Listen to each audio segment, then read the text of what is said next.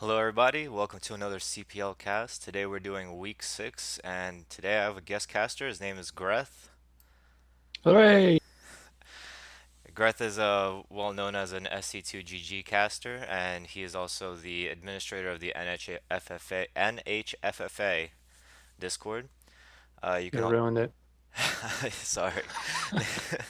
You can check out. I posted his YouTube channel and the NHA and Okay, NHF. just say no hunters. Just say no hunters FFA. Yeah, the No Hunters FFA Discord on Team Liquid. If you guys want to check that out, I'll actually copy and paste it right now from the thread also into the Twitch chat in case anyone's interested. Basically, it's Greth, how about you introduce the community a little bit? You probably better than I. I have no idea what the community is actually. It's the first time I heard about it. But no, basically it started as a group who wanted to play free for alls like we did back in the SC2GG days, and I sort of not really stole. Let's call it a following of No Hunters back the old clan back in the day. So we aren't No Hunters. We're not pretending to be No Hunters. We just do the FFAs in the style of them. But it's grown out to be a bit more than that. Now it's basically a place where people can play their first game of StarCraft after many years or for the first time, and we try to help out the hapless noobs who are really scared about multiplayer. So yeah. Sweet. So let's get right to it. Well, first of all, I'm going to introduce the games that we're going to be doing today. We have 6 games that were submitted or chosen rather. Um, This is from week 6 of the CPL, and in case you guys don't know, CPL is the Coach Pupil League. It's for coaches who are C plus, B minus, and greater. They all drafted a team a couple months ago, and then they, after a training session that lasted about a month, they started a team league where each team sends out 5 players. All 5 players play a best of 3 against each other. And at the end of the team league, there's going to be a playoffs and eventually a finals. So we're just looking at a couple of highlight matches because every week there's about 30 games played. So wouldn't make a lot of sense to cast all of them, but we are going to look at a couple from this past week. Today we're going to be looking at Phasic Pain against Falling From. It's a TVZ. We're going to be looking at the series from Evil Eye and Mechami. It's going to be a PVT. F10, EQQ, and Proboa. I messed up. I gave him a Zerg icon even though it's supposed to be a Protoss icon. It's I PvP. was about to say I was really happy there wasn't going to be any mirror matches, but oh well. No, there's gonna be a PvP unfortunately. I'm sorry. And Peace on Snowfruit is gonna be a ZVT, and Diarrhea Terran and Laser Snipe is gonna be a TVP. I'm gonna fix that Protoss icon real quick because it bothers me. Protoss versus Protoss. Yeah. It's an interesting matchup. I feel like the late game in PvP is underrated. I mean the late game in all 3 mirror matchups is pretty awesome, but I think it's just the problem that you rarely get to the late game in PvP. But when you do, I think it's a fantastic game. Yeah. I mean, ZVZ late game, I haven't, I think it's been 10 years since I saw one. But yeah, it's, no, it's interesting. It's, yeah, Brothers versus Brothers. My only problem with Brothers versus Brothers is I don't have a race to be biased against because they're both crap. But yeah. Yes, Flores, Greth is commentating. I'm sorry. You're gonna make a lot of friends with this cast, I'm sure. I'll try to behave. All right. Well, it's all right. I already posted a disclaimer in the chat, more or less, that Oh, thank you. not in the chat, but in the thread that says, we're gonna hurt some feelings, but don't get your feelings hurt. It's all in good fun. Yeah, So I actually posted a comment on Reddit earlier. Someone said like, isn't that really the best way to greet new players by berating them and roasting them like I do? And it's all in good fun. It's all you know trying to get people to just realize that being bad is okay. There's many levels of StarCraft, like we're probably going to see right now. absolutely, and everyone started off bad. No one picked up the game and they were good. It's you have to be okay with being bad, and that's how you get better, I think. I Exactly. know there's a lot of players out there. We might see some of it in this cast 'cause we have I would call a usual suspect of the salt. I feel like he is held back by the fact that he's salty after every loss, says that, Protoss is bullshit, and as a result, you can't learn anything if you don't respect your opponent, if you don't understand that every race, every player has weaknesses. And whenever he says, "Oh, Protoss is easy, Protoss is bullshit," I'm like, "Okay, how about you play Protoss and I'll play Terran and we'll see what happens, right?" And he says, "Nah, I can't do that, right?" So I feel like as soon as you play as the other race, you see like, yeah, okay, they might be strong here and there, but they also have weaknesses, blind spots. So without further ado, Yeah, exactly. let's get into game one. This is Phasic Pain versus Falling From on Demian. Ooh, Demian, that's a map I haven't seen in a while. Yeah, it's relatively new, but we're using the old version of it. The older Okay. version is because it's provided by the C Cup map pack. And here over here at the 3 o'clock, we have the Blue Zerg Falling From, a new addition to CPL. And Okay, so don't scare him too much. I get it. yeah, he's an old C minus high, so he's not a bad player by any means. He just hasn't played in a long time. I looked at his profile when he put in his registration, and his last post was in 2012. His last active season on IC Cup was like season 14. So a little bit rusty, but by no means an amateur of a complete total noob. And here we have Fazik Payne, reputed to be the strongest player in the league by far. He hit C plus in the last IC Cup season, so he's already ineligible for season two if it does come about. But he did so playing over, like over 100 games against, competitive players, B minus players. So definitely one of the strongest in the league, and he's over here in the top left as the Red Terran. Yeah, this is because I haven't really looked at CPL that much, but actually it's a really nice little thing going on because we had some way back in the day in LCGG, we also had something like that going, but it's really cool to find people to actually support it and keep it going because it is a lot of work, it's a lot of cat herding, and especially now, well, now that the scene's living up a little bit more, it's a little easier, but yeah, it's with the flood of new players coming up with remasters, we need that kind of structures in place. Oh man, don't even get me started. Me and Laser Snipe, we pretty much do all of the work on our own. I mean, obviously not counting the coaches managing their teams and such. So I just want to, before I even get any further, I want to point out the metagame strats from Phasic Pain. Doing the chat. He says, hi, how are you, right? Because he has the higher APM, right? He's gonna tax the other player, a little bit, check to see how good they are. And now he's pretending to not know the map. He's like, oh, it's a two-player map. You're on the bottom right, right? But at the same time, he's, oh, actually, maybe he is not. Oh wait, no, he's scouting the correct direction. Yeah.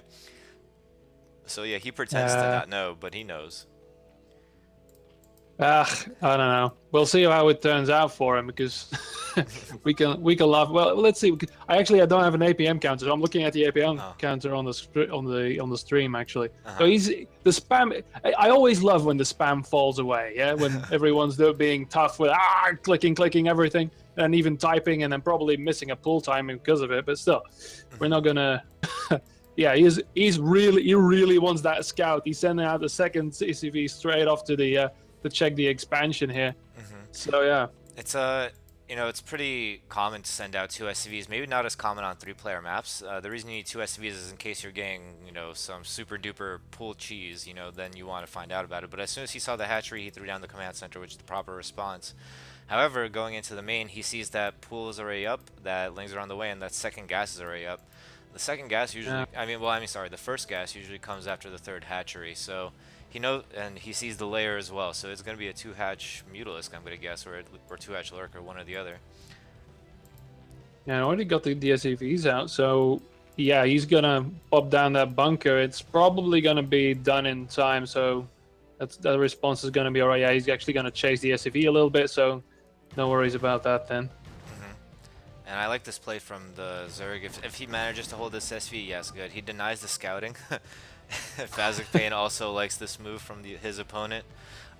Keeping Terran in the dark is always a great thing because the two responses to Mutalisk or Lurker are very different. Against Lurker, you want to contain the Zerg and prevent the Lurkers from getting out on the map and gaining map control.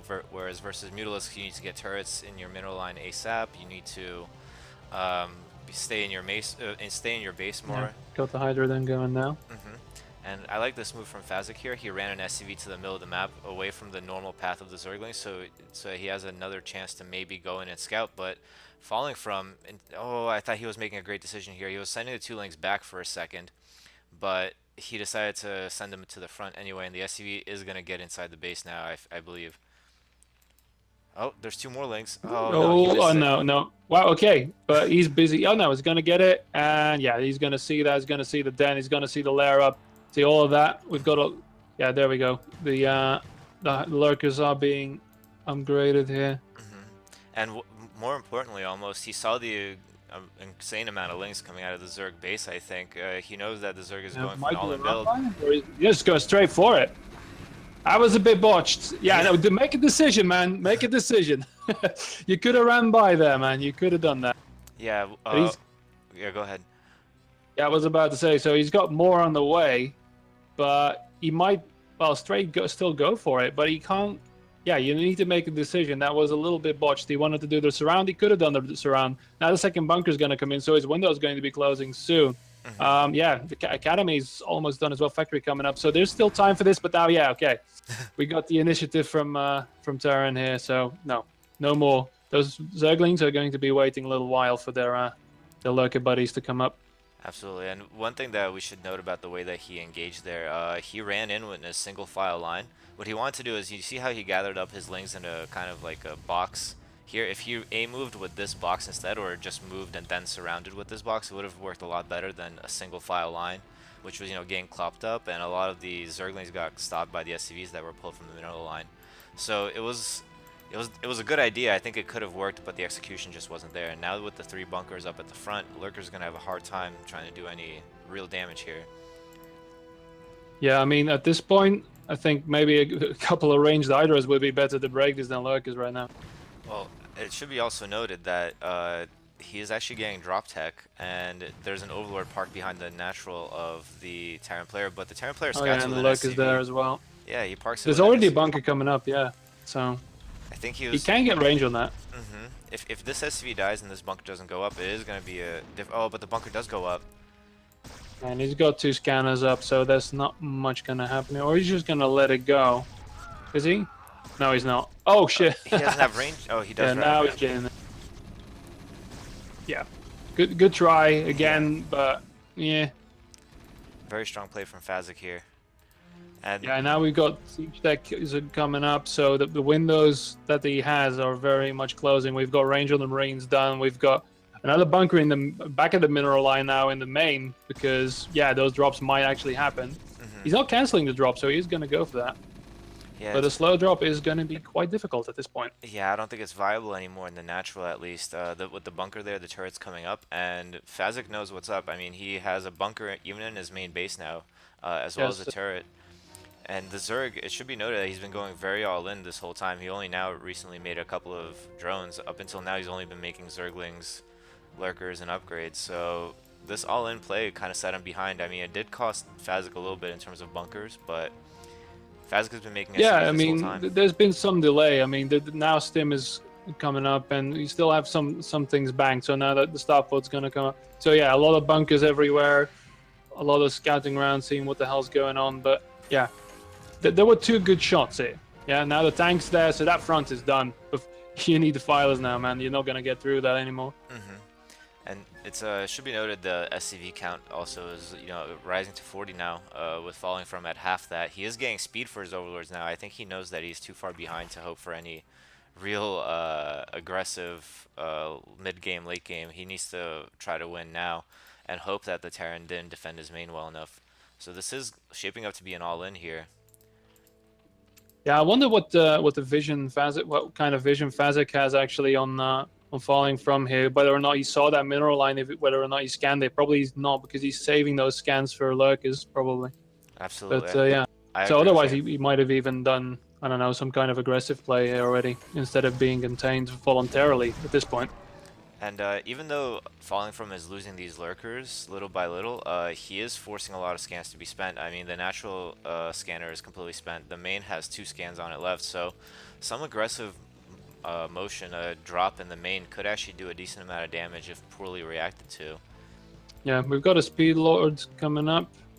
He might. That main is actually not that well defended. He could do that. This bunk is there, but there's nothing much there at the base itself. So he's gonna try and do that. But I think more than 2 lurkers would be apropos. I think here, getting the lings in, yeah. But yeah, that segmented, that's going to give time to react. Let's see what the reaction is. There it is. Hmm. And yeah, all right. Let's see what happens with this. He needs a lot of SCVs down here. He needs a lot of SCVs to be down. So Absolutely. maybe the links can go up on the... oh, getting that tank maybe. That would be good. Yeah. Yes, good work here.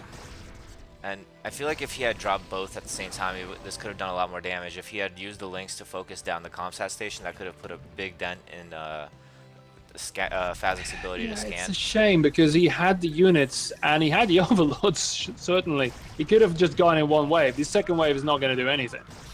You're not even going to get down the eBay, dude. It's not even going to happen. That's unfortunate. That's strike 3 for potential good plays here, I think. And he's trying to, cost scans, but there are already scans have built up. There's one more scan left. The lurker's pretty much dead, and the siege tank is going to outrange it. And Vessel is already on the way, so I really have to think that Falling From's days are numbered. I mean, he did make a bunch of lurkers in his natural right now.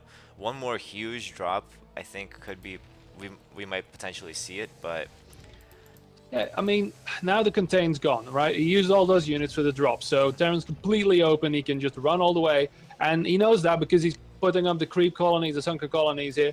There's a lot of loading up of lurkers, so he's going to try that drop again, but now the tanks are cemented. We've even got a fire bat in one of the bunkers.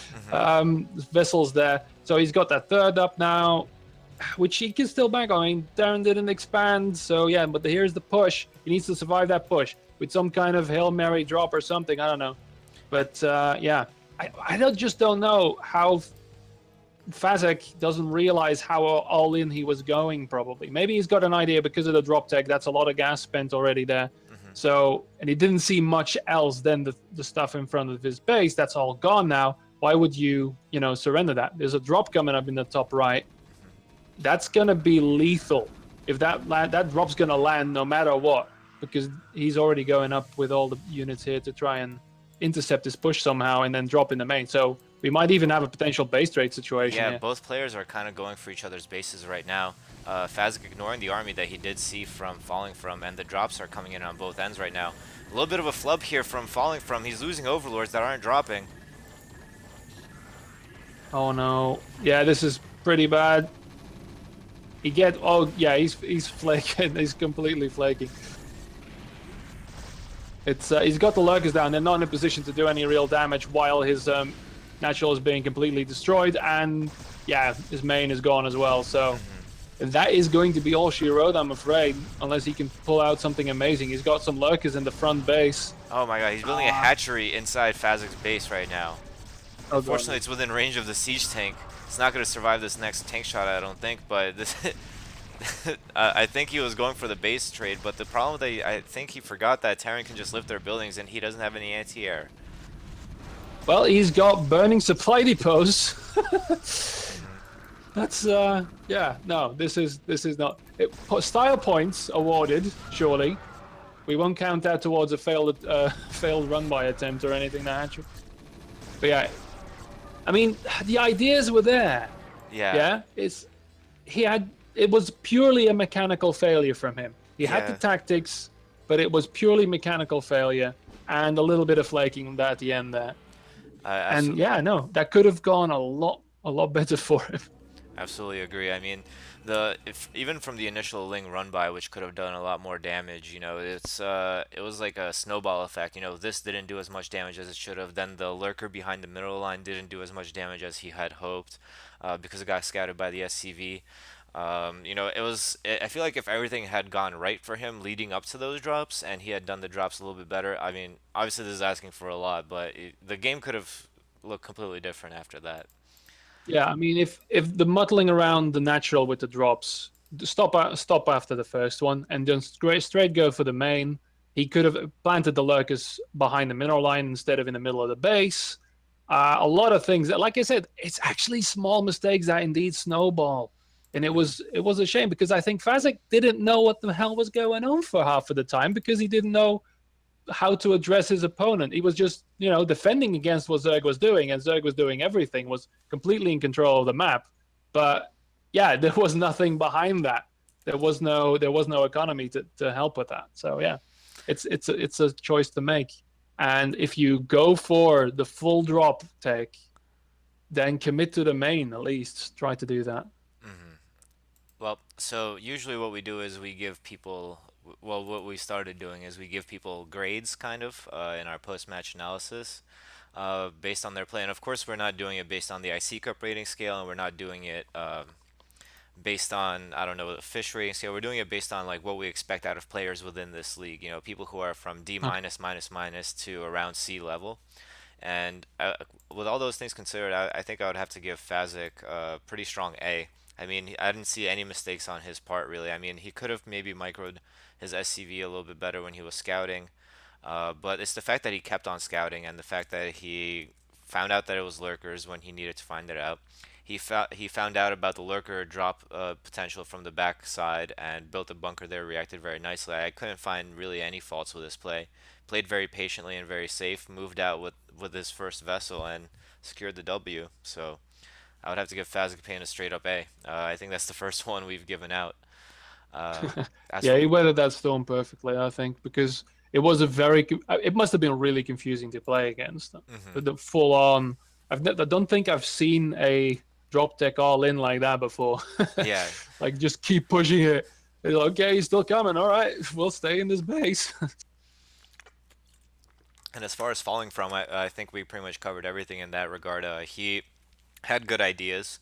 He didn't execute them nearly as well, and I think against a lesser player, it certainly would have worked. I think I would have probably died to that. You know, I would never have suspected the 2 centimeter Overlord drop over the high ground and then using the Overlord to spot with the to make the lurker attack from behind the wall as well. You know, all of these things I would certainly not be prepared for those things. So I think conceptually falling from was doing very well, but as you said, mechanically you just kind of dropped the ball a little bit. So I think a firm C plus would be absolutely fair here. Uh, Yeah, and a gold star for innovation, let's say. we can give a gold star, Yeah. definitely. Gold star for innovation. Double thumbs you tried statue. All right, so now we're moving up into the next series. It's going to be game one and two from Evil Eye versus Mekami. Now, Mekami is a relatively new player. I mean, he played in the original CPL, which is in like 2009, but then he quit playing StarCraft, had a family, so on and so forth. Uh, but now he's back. He plays Terran. He hates Protoss, so I want to see how this game went. At least in part due to the fact that it's, Kindred spirit. yeah, uh, Evil Eye is probably the best Protoss in the league. Is might be the best player after Fazic, but unlike Fazic, he comes from a completely different, I guess, play background. He has 100 APM in every game. You know, usually no more than that, right? He's easily the slowest player in the entire league. And yet, you know, his PvP record against me, he has like 14 wins to my one. I don't know how it's possible, right? Like I watch all of his replays, right? And I'm like, wow, this guy is so bad. How does he win? And then he wins all the time, and he beats me all the time. So I'm still trying to uncover the mystery that is Evil Eye. So maybe we'll see a little bit more of that in here. That's Uh, actually cool because back all the way back in the very start when I was still playing in EU Battle.net and stuff, I was one of those players. Well, I had a steady 75 APM, but I was beating people I wasn't supposed to be because they had, the proper back then the very high 120 to 140 APM because that was amazing. We're talking like 2001, yeah. 2002, right?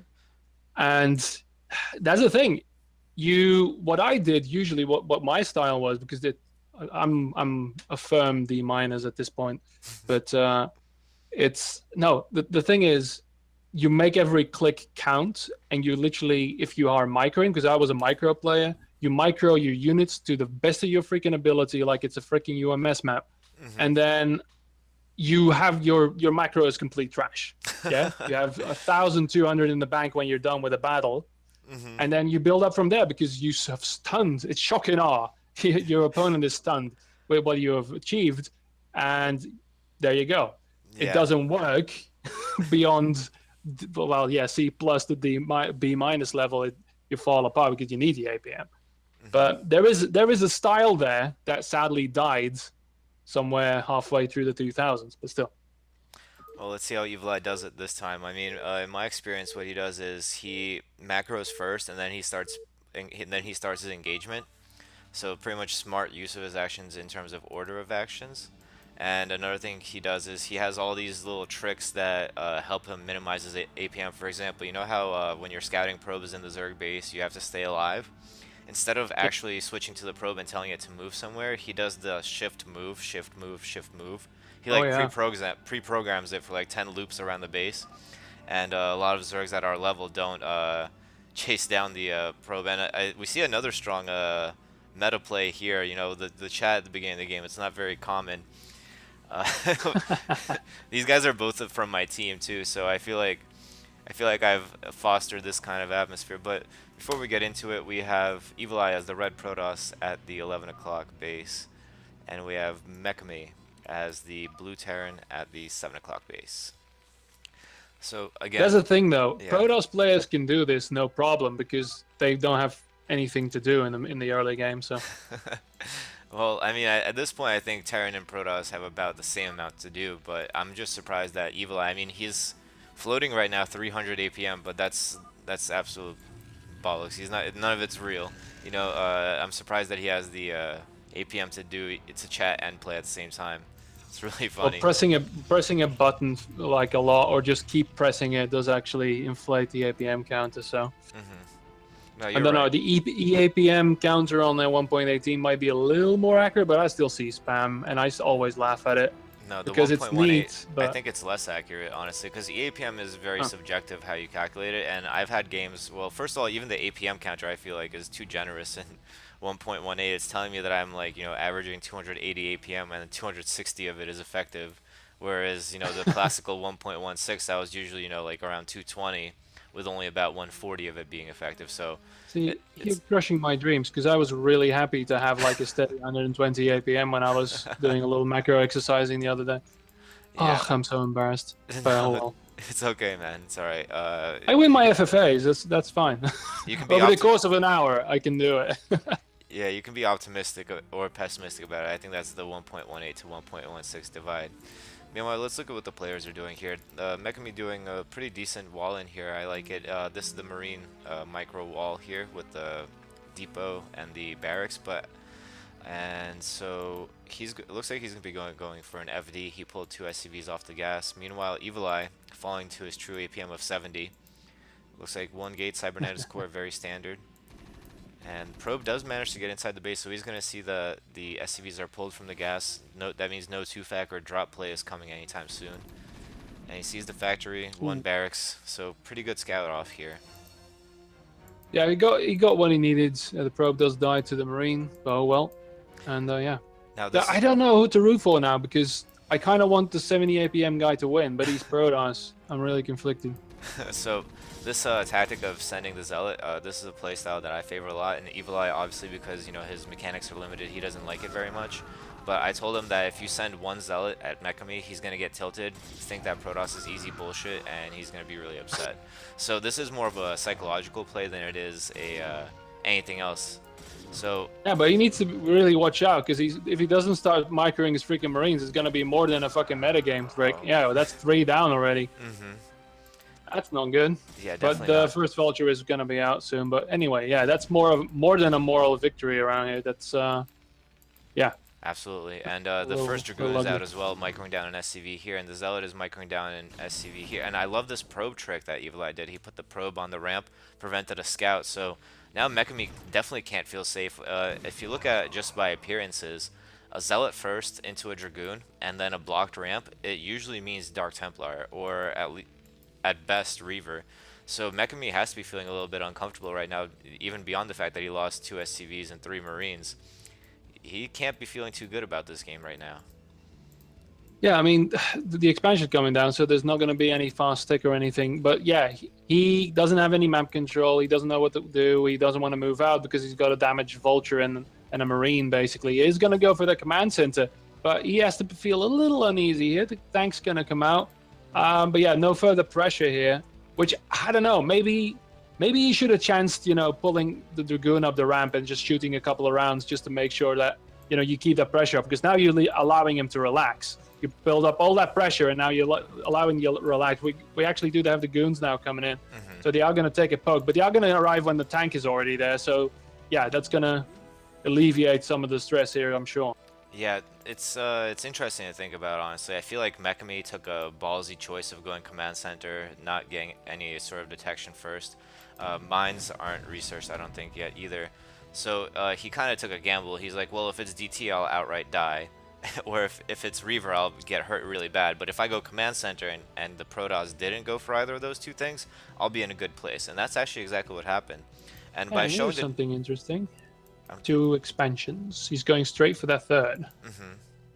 I feel like he knows he can afford it. I mean, he's already gotten Mekami scared in his base. I think both players, they either got a really good read on each other, or that's just how it fell. You know, like that's how the dice fell. How the there's Yeah, an he's got expression for that that. turret up. He is scared of DTs. Look Hmm. at that. The turret's up on the ramp. He's moving out towards these goons. That might not be a very good thing. But Got the see, second tank up on the ridge though, but I don't know what this is going to do. He's focusing the oh, vulture. He should have focused the tank. And yeah, he's going to have the tank, but a lot of dragoons have died for nothing. well, at this point in the game, I think I would definitely trade 2 Dragoons for a single Siege Tank. Siege Tanks are incredibly important. It delays the Terran's push capability, and it prevents them from securing the command center as safely. So even right now, I mean, you notice that Mekami has all of his SCVs pulled. He's still playing very scared. You know, he's worried that the tank is going to get busted, and he's rightfully so. But in the meantime, Evil Eye coming up to 3 Nexus, even though he hasn't used the third one yet. Um, Yeah. you know, this was definitely in his favor, I think, that exchange, and now he's coming up to 4 gateways as well. We see a robotics facility up, but no observers as of yet. And Well, effectively, Mekami is just behind at this point.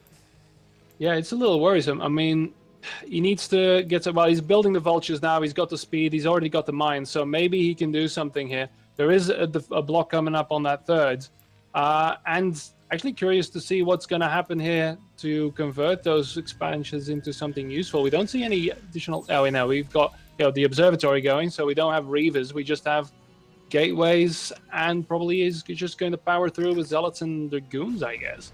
Yeah, for now at least. Usually the Protoss will start adding their second gas right about now, when their third Nexus is already completed or on the way. You add your second gas, you add your Citadel, and you start looking for Arbiter Tech, but it seems like that's not going to be the choice here. Mekami kind of moving out with a little slow push here for some reason. I don't see the point of this exactly.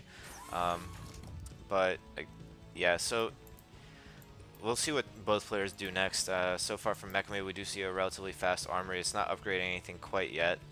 Now started the +1 weapons, so this does seem to be like the flash kind of turdly safe style of play, which results in a Yeah. mid-game push. This might be interesting here. These vultures are going to run into the goons, and he's too scared to run through. Yeah, the observer's there now. So this, but he could just run straight into that natural. Yeah, he could have absolutely, but I don't think that was a risk he was willing to take, especially considering the fact that he still does not have a scanner, so he didn't know what he would be running into. A lot of Protosses, they have a decent SimCity outside their natural. They build pylon walls with one gap, and then Yes. just stick 1 Dragoon in there. So that would have been the difference between, you know, 4 vultures being alive on the map, able to lay mines, and all your vultures being dead. So I think that Mekami went for the safer choice here. But this wraparound here might be a sneaky tactic, but no, the Dragoons just come out of the macro cycle. I hate when that It's just happens. that, yeah. That's just unfortunate because for a long time there was nothing on the map for Evil Eye. There was nothing there, so there was a complete open. He only had the 2 Dragoons in front of the base, but that's it. So, and again, that's a missed window. That's a tiny little window that could have meant a massacre of probes in the natural, but that didn't happen. There's a billion gateways going down in the main now. We've got Zealot speeds coming up. We're probably going to see that Templar Archives anytime soon as well. Yeah, now he's doing the double forge in the front here, trying to block it off because he knows that's now a possibility. But because the third's not going to happen. Yeah, this is the SimCity I was talking about, or at least a variant of it, where it's going to be very hard for vultures to get inside the mineral line here. Double Forge, it's not very standard play here. I mean, he's getting even before... Oh, but somehow a Vulture did get inside the main base at some point, but it does get picked off. But generally what Protoss would do, they wouldn't even get a Forge until you already have your Templar Archives and your Stargate. Delaying your Arbiter attack in favor of upgrades, generally not the best idea, but it has been working out for Evil Eye so far in this league and in his general play. He's a very upgrade-heavy player, and PvT probably the matchup in which it matters the least, considering that Terran upgrades are so much better than Protoss upgrades, and the fact that you need to rely on Arbiters more. But given this window that Mekami is kind of leaving open for him, you know, letting him take the third I base. scout it. He Yeah. finally scouted the thirds, right as his scans are also clearing up. So now he realizes the deep shit he's in, basically. I mean, Evil Eye, despite his low APM, he's up to 61 probes, which is pretty close to ideal on 3 bases. Gonna have a significant amount of money pouring in soon. Starting to macro now a little bit better as well. I'm still waiting for on that Templar Archives and Stargate. It would be nice to see those sometime soon. He has the gas to afford it. Yeah, I mean, and we've got a window opening here because we've got these Dragoons and the Zealots are spread out. He's building more now, but there's a tiny thing. If there's a push now, Mikami can push now, then he could probably take care of that third. But it's ticking down now. We're like at 20 seconds and counting down, where he needs to move the hell out. He is moving with his vultures, but that's not going to be enough. The Zealots are going to join in shortly.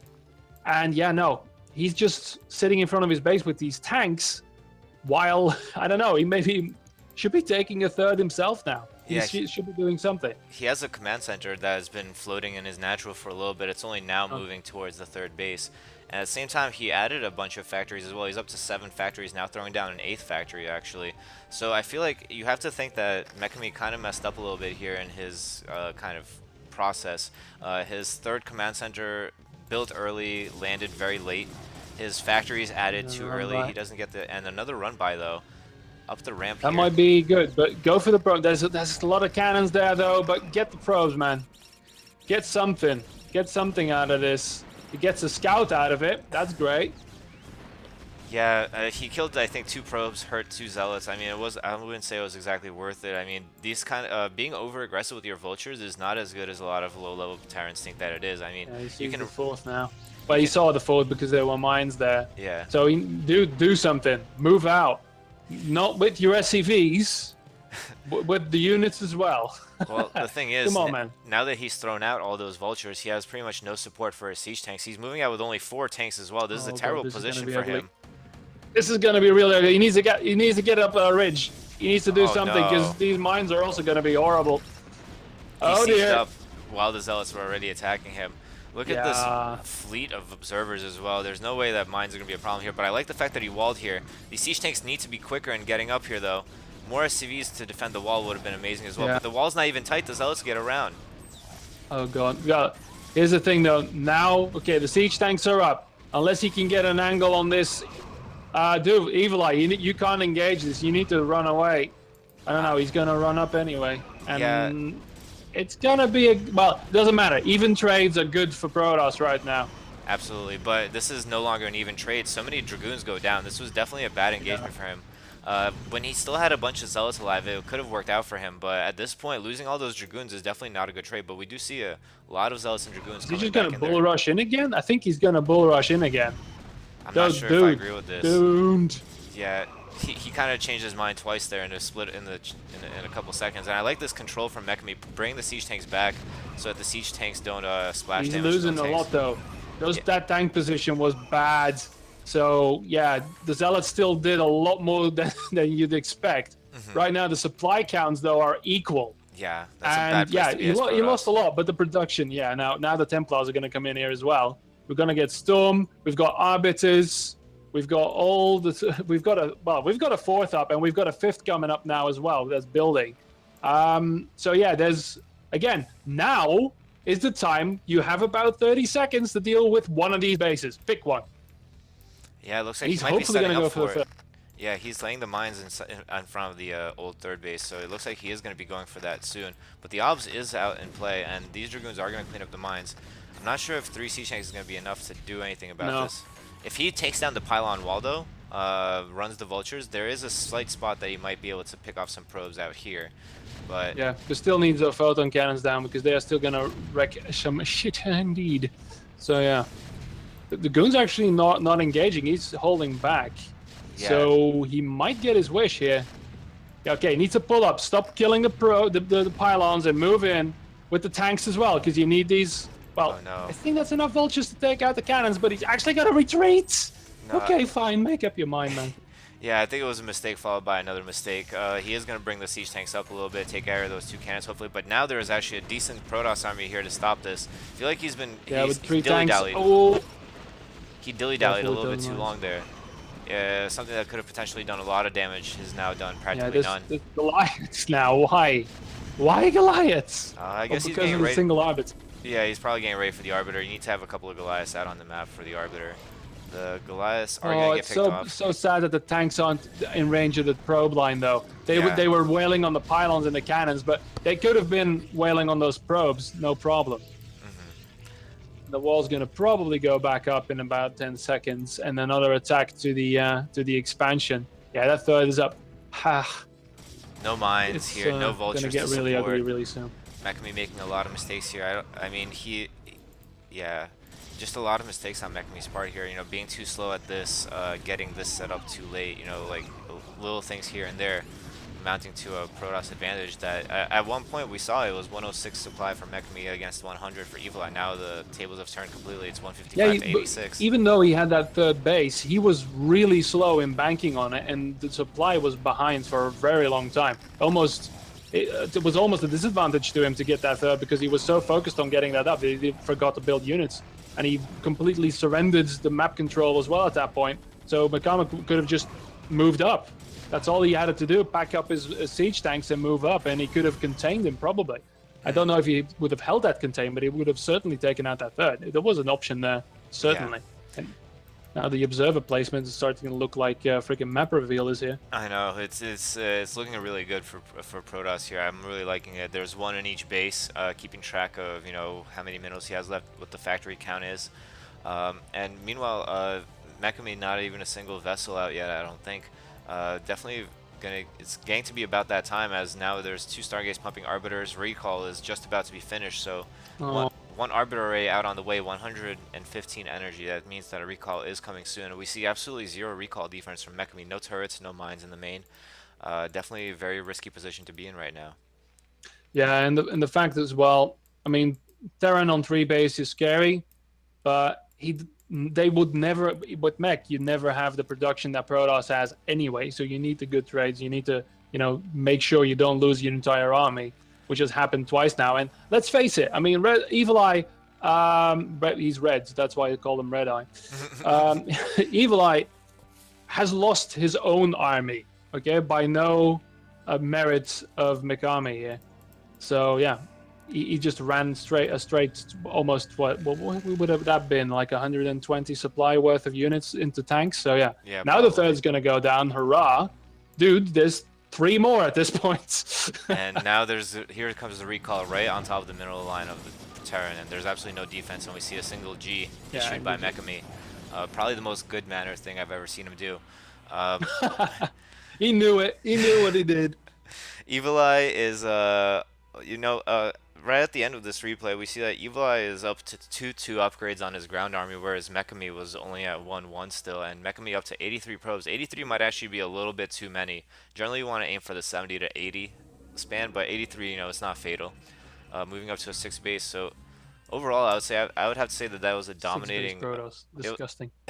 it was a dominating performance from Mekami, but I'm sorry, from Evil Eye, but Mekami was very close to having some options there, I think, as well. Especially when Evil Eye threw away most of his army. That was a big mistake by Evil Eye.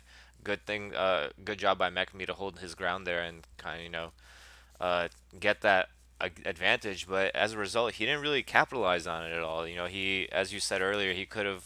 I wouldn't say should go for a contain, but he could have at least laid a couple of million mines in between him and his third base, and then brought more siege tanks and bring him up closer to the Nexus, at least to the point where he could kill the cannon quickly on siege, pack up, and then move in and kill the Nexus. The probes are going to run away on their own. The vultures would have cleaned those up.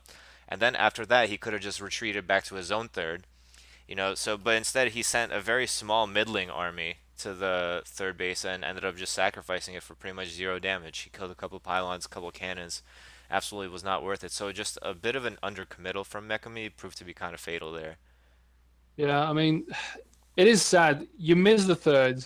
Protas does this stupid thing where he goes for three bases all of a sudden, doesn't really bank on it immediately, but suddenly, something doesn't add up and he has a lot more than he should have, and then it goes. Then he had several small windows where he could have done something. Yeah. And then, Hmm. of course, he was on the back foot since the start of the game because of that. So, and he got, yeah, he got clammed up. He got completely turtled up because of that early gameplay. And yeah, that was very nice, let's say, psychological play from Evil Eye. Yeah. So to just, hey, let's try it. Let's go for that base. And even, leaving his natural completely open for the entire early game and most of the mid game. There was not a vulture in sight. Yeah, there was definitely some openings that Mekami could have taken advantage of, but I think he was too busy worrying about his own situation. From the very start of the game, when he, took heavy damage from that zealot, worried about DTs at the start of the game, I feel like Mekami got psychologically pushed into like a corner, and Mekami was only worried about keeping that corner and staying alive, as opposed to seeing what he could do to get himself back into an advantageous position. Overall, Yeah, I think I would give Mekami a C minus for that performance. He had some right ideas, but kind of similar to Falling From, didn't execute properly, and just he was playing too scared. He needed to be a little bit more aggressive and have his timings a little bit crisper as well. With his third command center taking so long to land, with his factories coming up a little bit earlier than he could produce out of them. There's just a few things he could have tweaked there to be that could have been a much scarier play.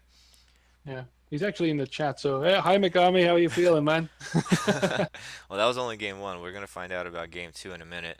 Now, Ooh. for Evil Eye, I think that a B minus is in order. I mean, it's given the way that he played solidly from start to finish. I mean, there was obviously still some mistakes. His wall was kind of late. The forge is coming up before the what's it called before the Templar archives and before the Arbiter. That was I have to say that's still a mistake, even though he did have a upgrade advantage at the end of the game. The Arbiters were unnecessarily late.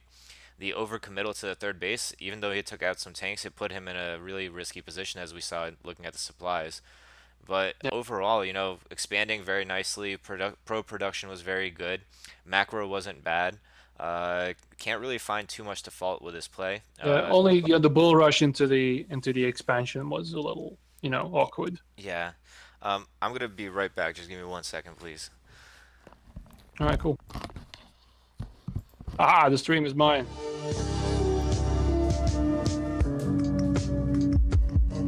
So Mikami, what do you think of our little feedback here, man? Lay it on us. How wrong are we? And how scared were you? Because that's what I want to know. I want to know how scared you were at the start of DTs and the reason why you climbed up. So one thing that a lot of our American and North American viewers are familiar with, but Gareth, you might not be, is the terror that is the North American plants known as poison ivy. Oh Uh, yeah. have you ever experienced it? No, I have not, but I know about it. We've Yeah, got nettles. That's about the worst we have around here. yeah, I'm from Russia, so I'm familiar with nettles. But imagine nettles that every time you scratch it, and then you touch some other part of your body, it spreads to there, and it doesn't Uh, go away over the course of a couple days. So, and it's always itchy and it's always spreading everywhere. And some people, like me, are kind of allergic to it. Like if it gets to my face, it swells up and stuff. So it's not on my face yet, but it's kind of on my leg area. So whenever I notice myself scratching, I have to go get like, the lotion, wash my hands, all that stuff so I don't, contaminate myself. So yeah, I'm sorry you're about that. about 10 minutes away from an itchy crotch. I get it. Yeah. Oh no, that is the worst, absolutely. Anyway, moving on to game two between Evil Eye and Mekami now. Let's see what map we play on here. The rules of the league are there are 7 maps. Um, the 7 maps are, well, there's no point in really going too deeply into it, but basically the loser of the previous match picks the next match. So the next match is going to be on Fighting Spirit, which is everyone's favorite bread and butter. I host it on CPL, password CPL right now. Been a while since I've seen a game on Fighting Spirit, actually. Yeah. Yeah, it's interesting the fact that for given you your play environment, you probably don't get to see a lot of these games on Fighting Spirit, but most of No. most of us are relatively sick of them at this point. I But think I've casted about just that was the joke, by the way, because I think 30 out of the last 3 months of my vid reps I've been fighting spirit. oh So yeah. really? Oh my bad. Yeah. I've the last few that I've noticed, I mean, they've been on like Destination and other IC Cup maps that are relatively standard, but not Fighting Spirit. So that's why I thought you were being serious. Um, No. It's fighting spirit all of them. I try to avoid them, but yeah, what are you gonna do? It's the new Lost Temple guy. It is Lost Temple. It's mhm. just the evolved version of Lost Temple. It's the end evolution. Yeah, I mean, honestly, at the end of the day, though, especially for lower level players like Evil Eye and Mekami and myself and maybe you, I think that we can produce our best games on Fighting Spirit simply because it's so well understood by everybody. So this is kind of a move that's saying, bring your best, I'll bring my best, and we'll see what happens. No map gimmicks, no crazy bullshit. I think that my best is better than your best, and Yeah, that's that's the most important thing. People can't complain about balance because literally this is the most balanced map in history. So it's been proven, guys. yeah, it's pretty. I mean, people recently have been complaining about it being a little bit too T favored in both matchups, but the difference is so slight. There have been other maps that are slightly more balanced, but less games on it played, obviously. But this is, the tested, the proven, the bread and butter. So let's see how Mekami fares on this map now against Evil Eye Dun, dun, dun. Oh, fighting experience is not that balanced. Okay, chat. on the In top. this environment, for you people, regular mortals, it is fucking balanced. All right. Yeah, I would have All to right. say that. I mean, Terran might still have a slight advantage against Zerg, more so than the general racial tones of it. In general, I think that the imbalance between Protoss, Terran, and Zerg is more pronounced at the lower levels than it is at the higher levels in general. I guess so. Yeah. And this map might exacerbate it a little bit because Terran can get their third gas a lot easier, whereas Zerg still struggle to get their third gas the same way they do on any other map in the TVZ matchup. But overall, like I think you almost never lose the game due to purely balance. Uh, Evil Eye. This is showing the ultimate good manner. This is the antithesis of Mekami. You are a good player. And Mekami probably took it as an insult. I'm gonna have to bet. He probably is like, oh yeah, he's talking in game or something like that. But Yeah, I'm, anyway. I'm not gonna I'm not gonna quote his comments on the chat. So yes, he's you're a wholesome player, Mikami. It's all right, man. It's all right. It's all in good fun. Yeah, so Evil Eye in the top right now, he is the white Protoss, and Mekami in the cross position as the orange Terran. Um, Building his depot back up here. It's not exactly the SimCity position. Uh, what a lot of Terrans I've seen do is they kind of place it. I know you probably can't see this growth, but I'm going to draw it on the I'll on the see map it. here. I'll see it delayed. Yes, thank you. Yeah. So they place it kind of like this with the barracks over here, and that way the Marines can jump around this way and the what's called the Zealots cannot. What I've also seen is they place their depot over here by the mineral patch, and then they place their barracks over here, and then their factory is in a relatively standard position, especially considering the fact that you're going to lift your barracks eventually. So this is not exactly the standard position What is for. that? That's a 13 CC. 13 Nexus. I think it was a 12 Nexus, but Oh, was it? yeah, it's Oh it's yeah. close enough to the truth. 12 Nexus is definitely a greedy build, but ironically speaking, 12. That's not really an expression. It's ironic that a greedy build like 12 Nex is actually better against some of the aggressive options that Terran has, like the 2-fact push. 12 Nexus is actually better against 2-fact because you get 2 gates pumping sooner, so instead of facing the 2-fact push with 4 Dragoons, you could actually be up to 5 or 6 at that point. Oh. So we'll see what Mekami makes of this. He is just setting his SCV scout now. The Yeah, he's Marines, not gonna get it right away, which is kind of sad. But he might. No, he's not. uh, He's the top right, is he? no, Bottom right. Bottom right. Yeah. yeah. So I feel like he is going to scout a little bit too late to do anything to react to it, but Terran still has a lot of options once they scout at 12 next. First of all, they know that nothing's coming their way anytime soon, and what a lot of Terrans do is they get mines as soon as possible. They cut their gas, they stop mining gas at like 100 after their machine shop. They make mines with vultures, and then they take 2 command centers. They take 1 in their natural and 1 in their third. That is one option that Tyron can do. And especially if Evil Eye feels cocky about it, he might try to take a fast third as well, and that opens up the floodgate for builds like the high F4 fact off of 30 SCVs. Another aggressive option that punishes Protoss who play too greedy past the 12 Nexus. So it'll be interesting to see what happens here. Evil Eye opting to go with the Zealot first, a pretty safe Oh, yeah. choice, and the SCV Not again gonna get can't that. get in. Yeah. Well, it's not gonna matter. He knows if there's a freaking Nexus there, and he knows it's been there for a while. So Hmm. that's one thing you can deduce. We've got the Goon range coming up here as well. We've got, yeah, the mines are building. We do have a tank first to waylay any early pressure, I'm guessing. Yeah, I'm not sure about this tank first decision. I think he's still going for the FD, but as I Two said, tanks. yeah, as I said, oh, he's going for a strong FD. Like I said earlier, it's actually strange, but the aggressive options for Terran against 12 nex are very limited, unless you scout it absolutely first, and then you can do the Marine and SCV cheese against it. He's actually gonna see it because he's sending that probe. It's gonna run straight into that little patrol there. Yeah, good scouting here from Scouted. Evil Eye. And Mekami, does he react? No, he's going to keep pushing with it. I think this could have been a good opportunity for him to just double expand, I think. Mekami, Evil Eye is playing scared. He threw down a third gateway because he expects something strong is coming his way. His obs would be incredibly late right now. Just mine and double expanding would have been the right move, I think, here. But Yeah. Mekami continuing the aggression. He's adding vultures before he throws down the command center. This He's is just gonna going be to push. interesting. Let's see the micro. Yeah, the Zealot is going to eat a lot of shots, which is exactly what it's meant here for. And this is Ready exactly for what the I'm talking tank? about. And the tank goes down. Yeah, this push is now officially dead. Mekami can't really do anything about it. He's overcommitting now by far, and Evil Eye instantly reacting. He knows that the time to place down the third Nexus is now before Mines can prevent him from doing so.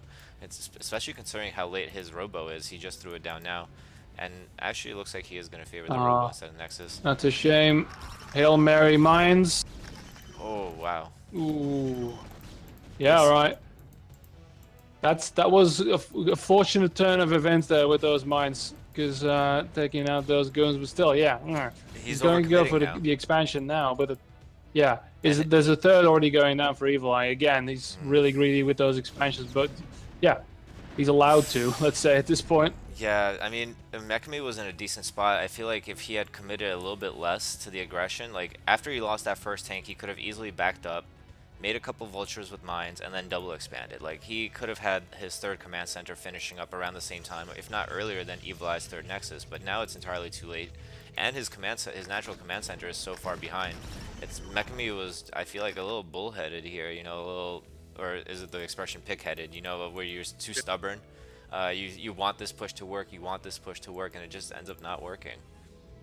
I feel like he got the build right. Yeah, he knew what he wanted to do. He got the tanks, he got the Marines, he pushed forward, and then when he encountered the enemy units, it's like, right, and now he fights. But shit. And then yeah, he just got the tank sniped out. He wasn't really doing anything with the Marines because he was suddenly that one zealot was suddenly the worst thing in the world. And yeah, the tank was out of range. Well, so yeah, he should have noticed that. Maybe he should have waited for maybe 1 or 2 vultures because he already had the mines done. They could have ran in there and planted some mines and wrecked some havoc. He got a little lucky now with the mid game, with the midfield mines there. But I don't think Evil Eye's gonna care with this advantage that he has right now. So we'll see what Mikama does. He needs one hell of a run by somewhere. Something needs to happen because again, we have 3 dragoons in the natural, and that's it. We don't have any sort of block. We don't have any sort of cannons. We've got nothing protecting that natural. So a couple of vultures, and that natural's gone. Yeah, it could definitely be devastating. I mean, having the Dragoon out front, right here, you see a Vulture running out now, will definitely give Evil Eye the heads up about any serious run-bys happening. And the one that is blocking the ramp on the other side, which is a very good move, I like it a lot. The Dragoon up on the ramp, it slows down any potential third that Terran might take, and it prevents any Vulture run-bys coming around. But the Vulture, I mean, he's going to find out that there's a third base just by coming up here. And again, we see double upgrades. I still really don't like this move coming before Arbiter. I think that it's absolutely a waste Yeah, of... you're floating a lot just to initiate that, basically. Yeah.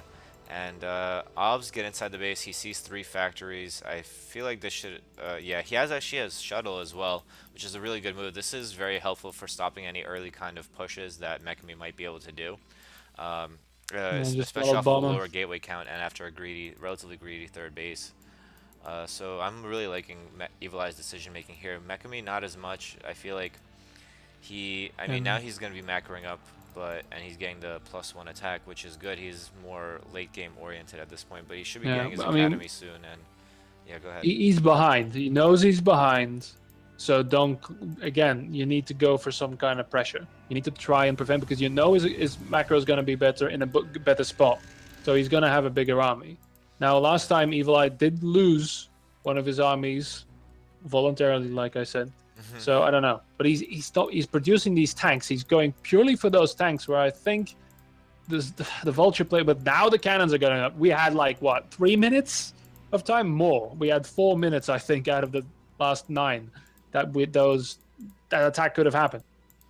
Yeah, now we see a very high Dragoon count at the front as well, even if the Vultures do manage to run by, because they aren't exactly blocking the bridge or the pylons until they moved out of the way. But they could have they would have gotten really hurt really badly by trying to just run by as well at this point. So run by I think is pretty much out of the question. It does look like he's going for a 4-fact push, but he didn't cut SCVs, so it's not a very all-in 4-fact push like the high 4-fact, which makes you cut SCVs at 30. But you also have to consider the fact that any timing that he could have had is absolutely gone now. Generally, the timing is around the time when the Protoss throws down their third Nexus to the first macro cycle that they get from their additional gates. And that macro cycle has already come and gone, and the additional gates are being added as well. So I really have to say that 4 factories, I don't think they're going to be able to stand up to a 8 gateway Protoss with a shuttle on top of that. Yeah, he's checking that base. It's not there. It should have been there. The command center's floating actually. I think the command center did try to float over there, and the Dragoon on the ramp Oh saw yeah, it and yeah. shot at it a few times. So this is exactly what this Dragoon is for. I feel It's a like, little awkward that he still went yeah, there with his army. yeah, Mekami is. This has been a mistake I've been noticing Mekami do for a while. He adds 4 factories, which is a relatively aggressive number after 2 bases, but he tries to use it to expand, and as a result he expands late because he went for the factories first. So now his command center is getting denied simply because of the fact that he threw down factories first. If he had tried to expand Yeah. off of 2 factories, I think he would have had a much greater chance, especially if he We've did got it. some vulture play in the midfield here. That minefield is going to get taken care of. Might delay things. Actually, gonna. Wow. Okay, Nice. Yeah. that was a little sloppy there. Again, Evil Eye is good with the macro, but he needs to be really careful with the movement of his army because he might just screw himself over.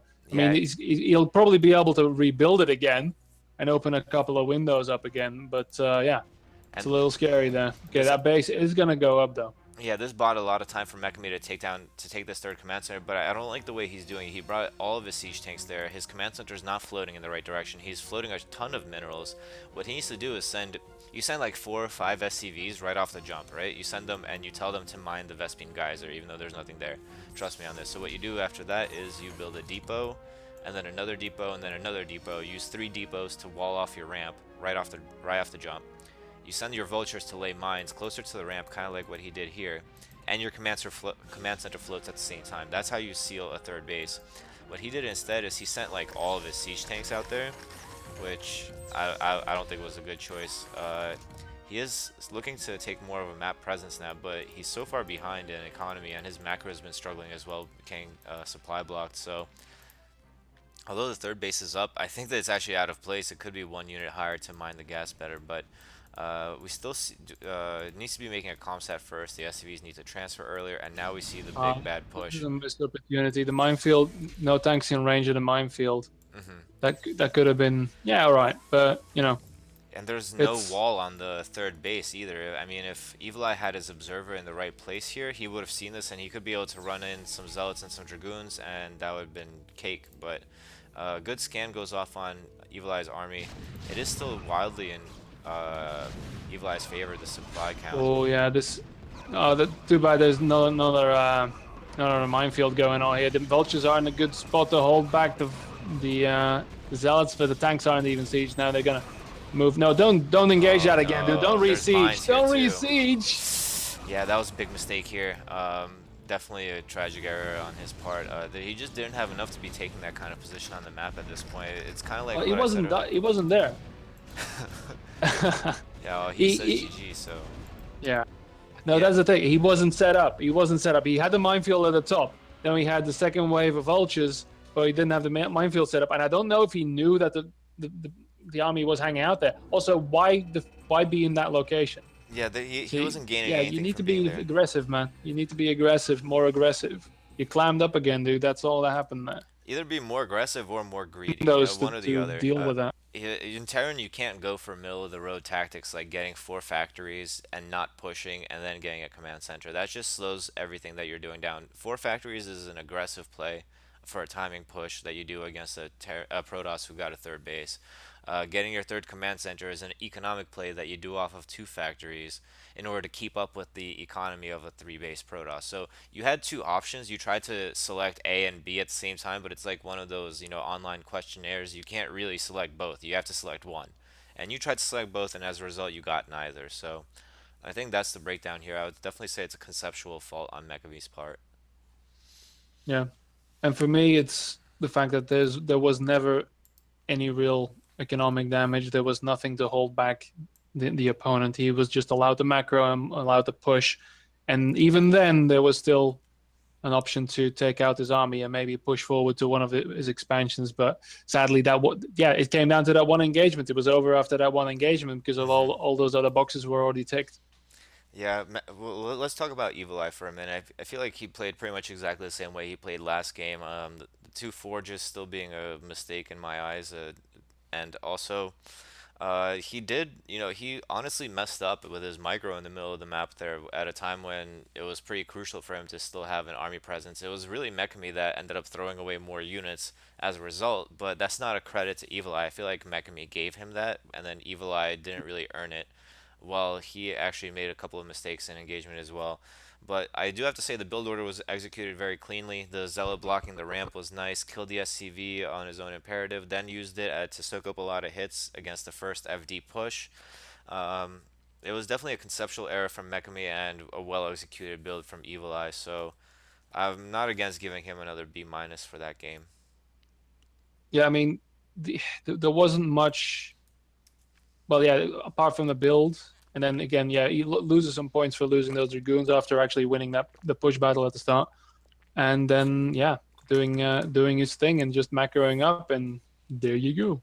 Yep. All right. So now we're gonna go into game number one. Oh, sorry, game four, but it's game one against between F10 EQQ and Proboa, which is a All PvP. right. And this one's also gonna be on Demian because all of the every week we assign the first map for the best of three series, and then players pick the next map based on who wins or loses. Now, this game one was recommended out of the best of three series, and this series did go to all three games. I'm not going to spoil until at least we cast this first game, but it's going to be interesting to see. I would say that these players are pretty evenly matched.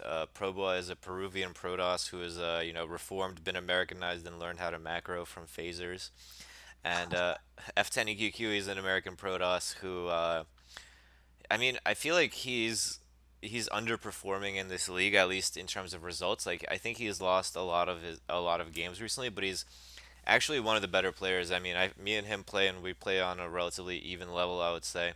So I'm surprised that he's been losing so often. So hopefully we see a win for F10 EQQ here. All right. I'm gonna take a hard look at that map because it's still a little weird to me. Yeah, it's. Let's look at it again. I mean, we've done it most of the time. I'm going to introduce the players real quick. F10 EQQ, the yellow Protoss at 3, and Proboa, the blue Protoss at 11. Now, one thing to note about this map, and this is again, I repeat, the old version of this map.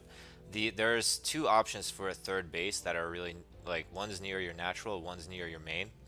The one that is near your main, I would compare it to like a destination style third base, the one where there's like a bridge and it leads to a base that is kind of pocketed by your main, but it's not as defensively located as the one on destination. And the bridge is a little bit wider, but it is wallable, and I think it is still a pretty good base to take, especially for a Terran player. Now, the other third base, has two ramps. One of them is kind of fat, but again, there's like a relatively narrow area here that you can wall off if you want to. and excuse me, and the back ramp on this version of the map to the third bases, the high ground third bases, is really well protected in the back here. I think in the newer version, the ramp faces out more, so it's a lot harder to keep this map. I'm sorry, keep this base on the newer version of the map, but on this version, this is still a pretty safe option for all races here.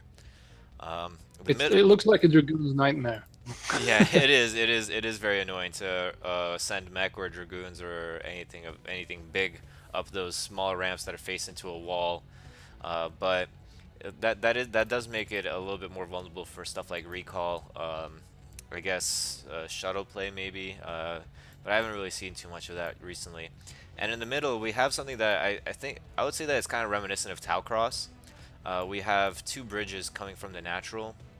One really big land bridge and one real bridge, and this is true for all three bases. There's two options of how to get into the natural space, not counting the loop around path through the high Still with ground. us? I'm sorry. Okay. Yeah, you roboted out there for a minute. Oh, my I bad. you had a Yeah. drop screen up. Whoops. There was like I guess there was a lag spike or something. My bad about that.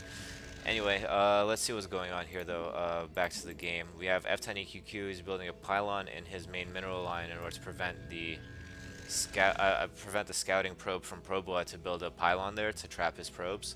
And Proboa Good old manor probe. yeah, he's trying to do a little bit of a harassment with this first probe. I mean, he was targeting the probes a little bit. And F10EQQ pulls a probe off the mineral line. It looks like he pulled it off a little bit too early. He's not really doing anything with it. But meanwhile, Hasn't even scouted yet. That's the thing I'm worried about here, because Probia actually got out the scout really early, and F10 still hanging around his base, not really doing much, still going at it. His gateway's a little earlier, I guess, but yeah, that's about it.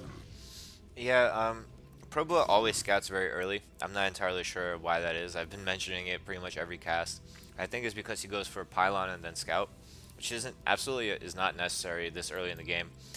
Recently, we had a high-level Protoss player come onto the cast and explain his Protoss mentality, and he said that he pretty much doesn't scout in PvT and PvP until like his Dragoon is out or something like that, or until his Zealot is out.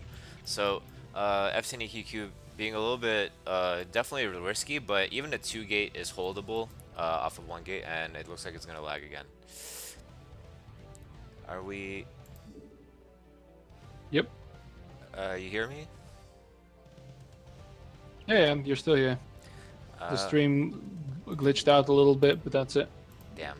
I don't know what's going on. Sorry about that, guys.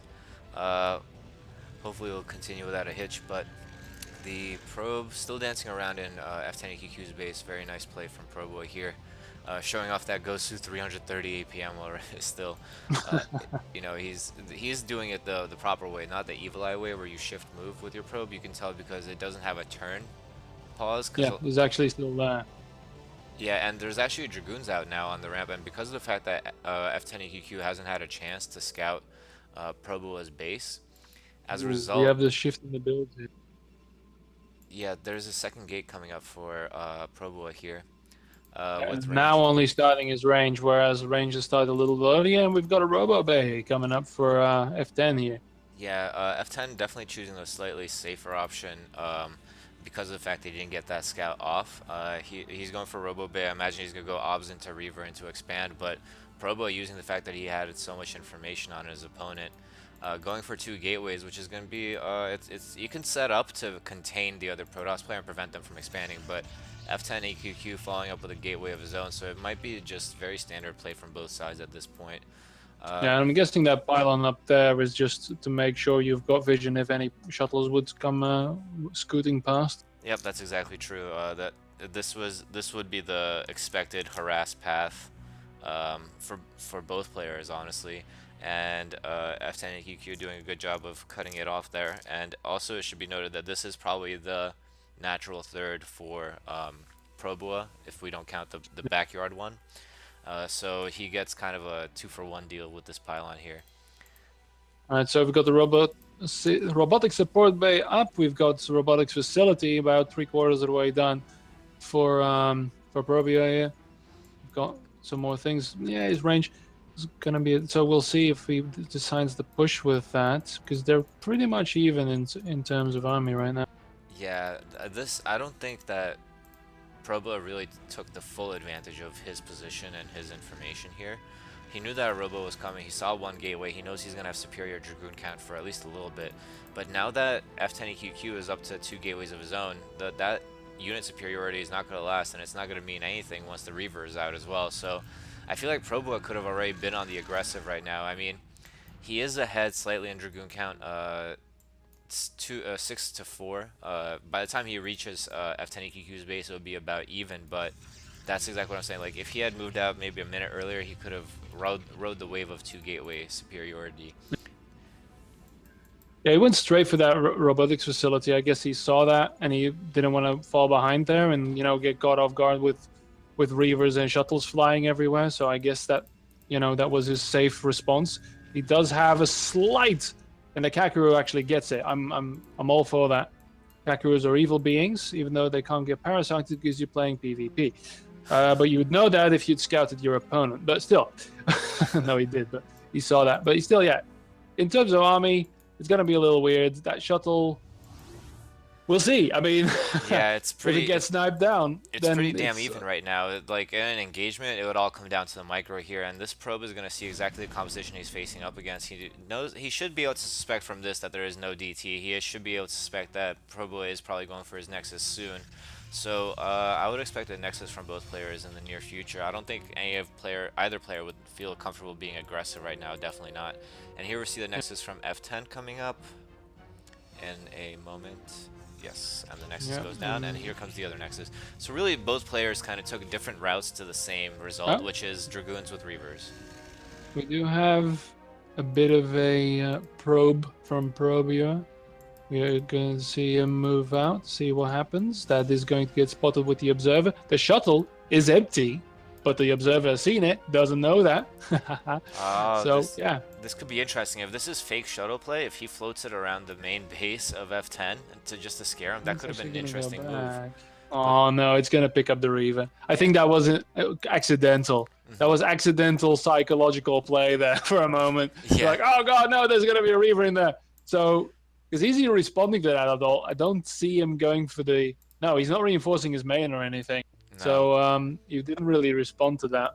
Yeah, so, yeah, well, we do have Probe going in. So, he does feel more confident, probably still banking on the imaginary advantage he had a while ago. And yeah, so 2 Reavers, 1 shuttle. Oh, he's still going to go straight for it. All right. Jesus, that was bad. That was that shuttle though. That scare shot was incredible. One more shot. Getting picked up. 1 Reaver goes down. Nicely done. And that Reaver's still there. Why is it still there? It's so freaking damaged. But this is still. Yeah, pick up. And wow. Yeah, that's about all the micro we can get. Wow, that was. I mean, I would have to give props to. I would have to give props to Probo on that one. That's huge. Oh my God, Probo with the shuttle micro here is incredible right now. This shuttle micro from Probo really gave him the edge in a battle that he should have lost. I mean, it was 2 Reavers against 1 to start off with, and the first shot hit both Reavers, and then he killed off another Reaver with his Reaver. So yeah, that was beautiful. And he's going back for more. He could actually go into the main and wreak havoc. He doesn't know it. But he could just destroy the main right now. Yeah, but he's going to go for that front. He's going to be a little... try to hit those Reavers again? No! Oh! Oh, shit! Okay, fine. Take that trade. That's fine.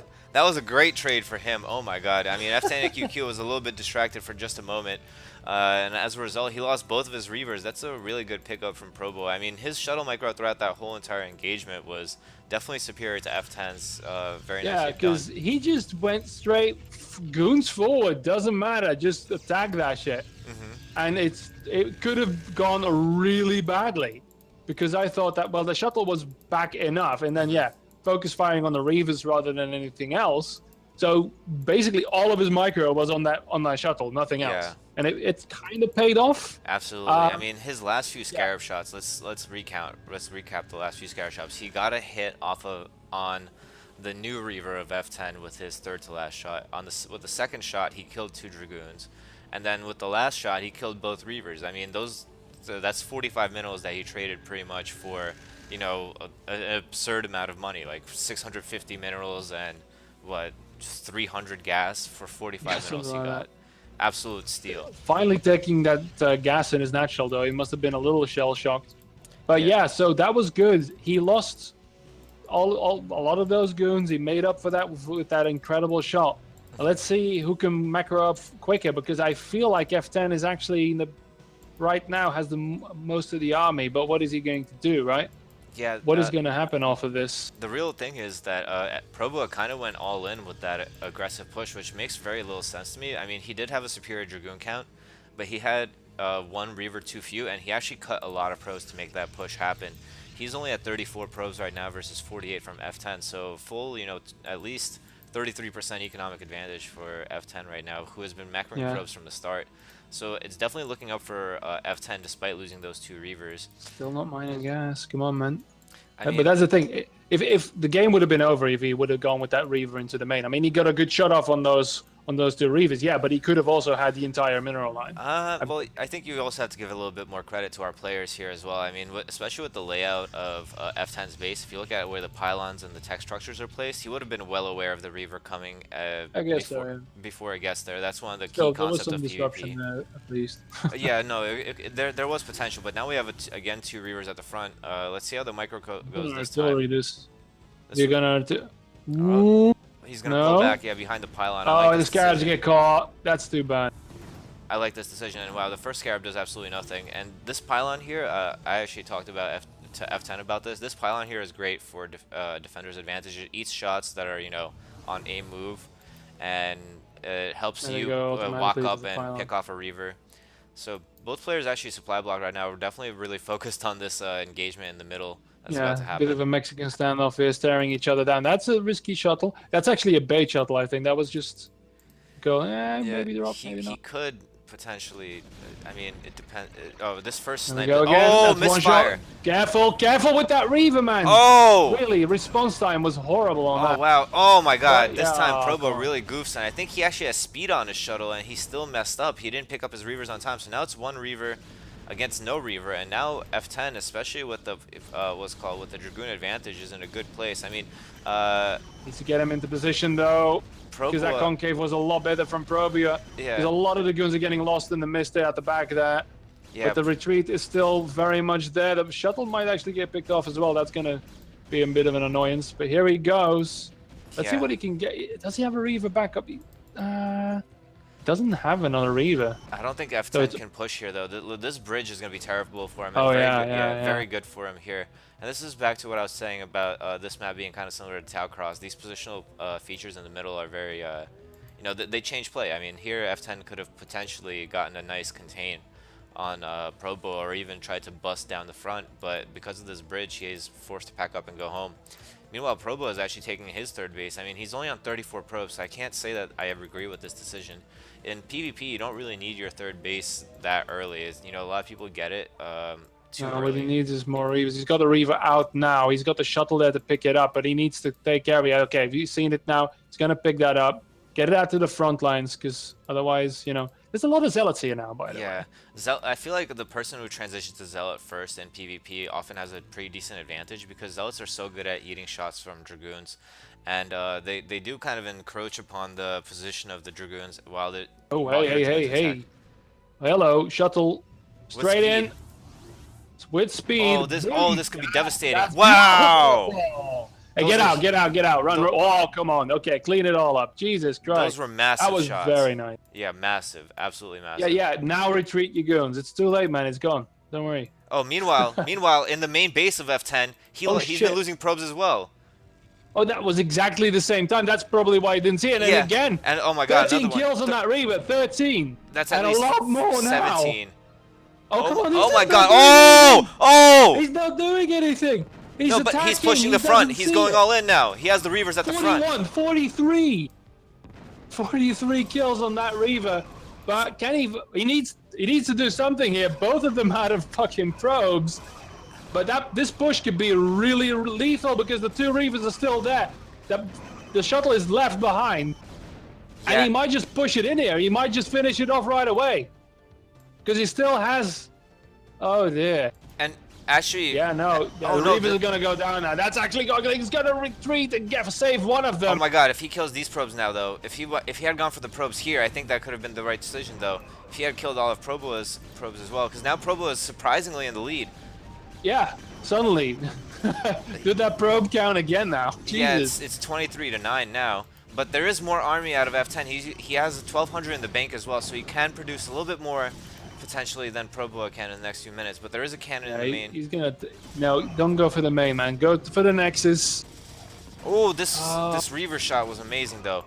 Proboa yeah, making too that's a many lot of zealots damage. right now. He's playing desperate. The zealots Yeah, are not that going to be that able. Reavers is the only that Reavers is the only Hail Mary here. That's the only thing he can get. He needs to. There's a cannon at the top, but he could get into the Oof. main and get those probes if he goes around the assimilator. But I don't think he's going to do that. He's just going to hold his base here.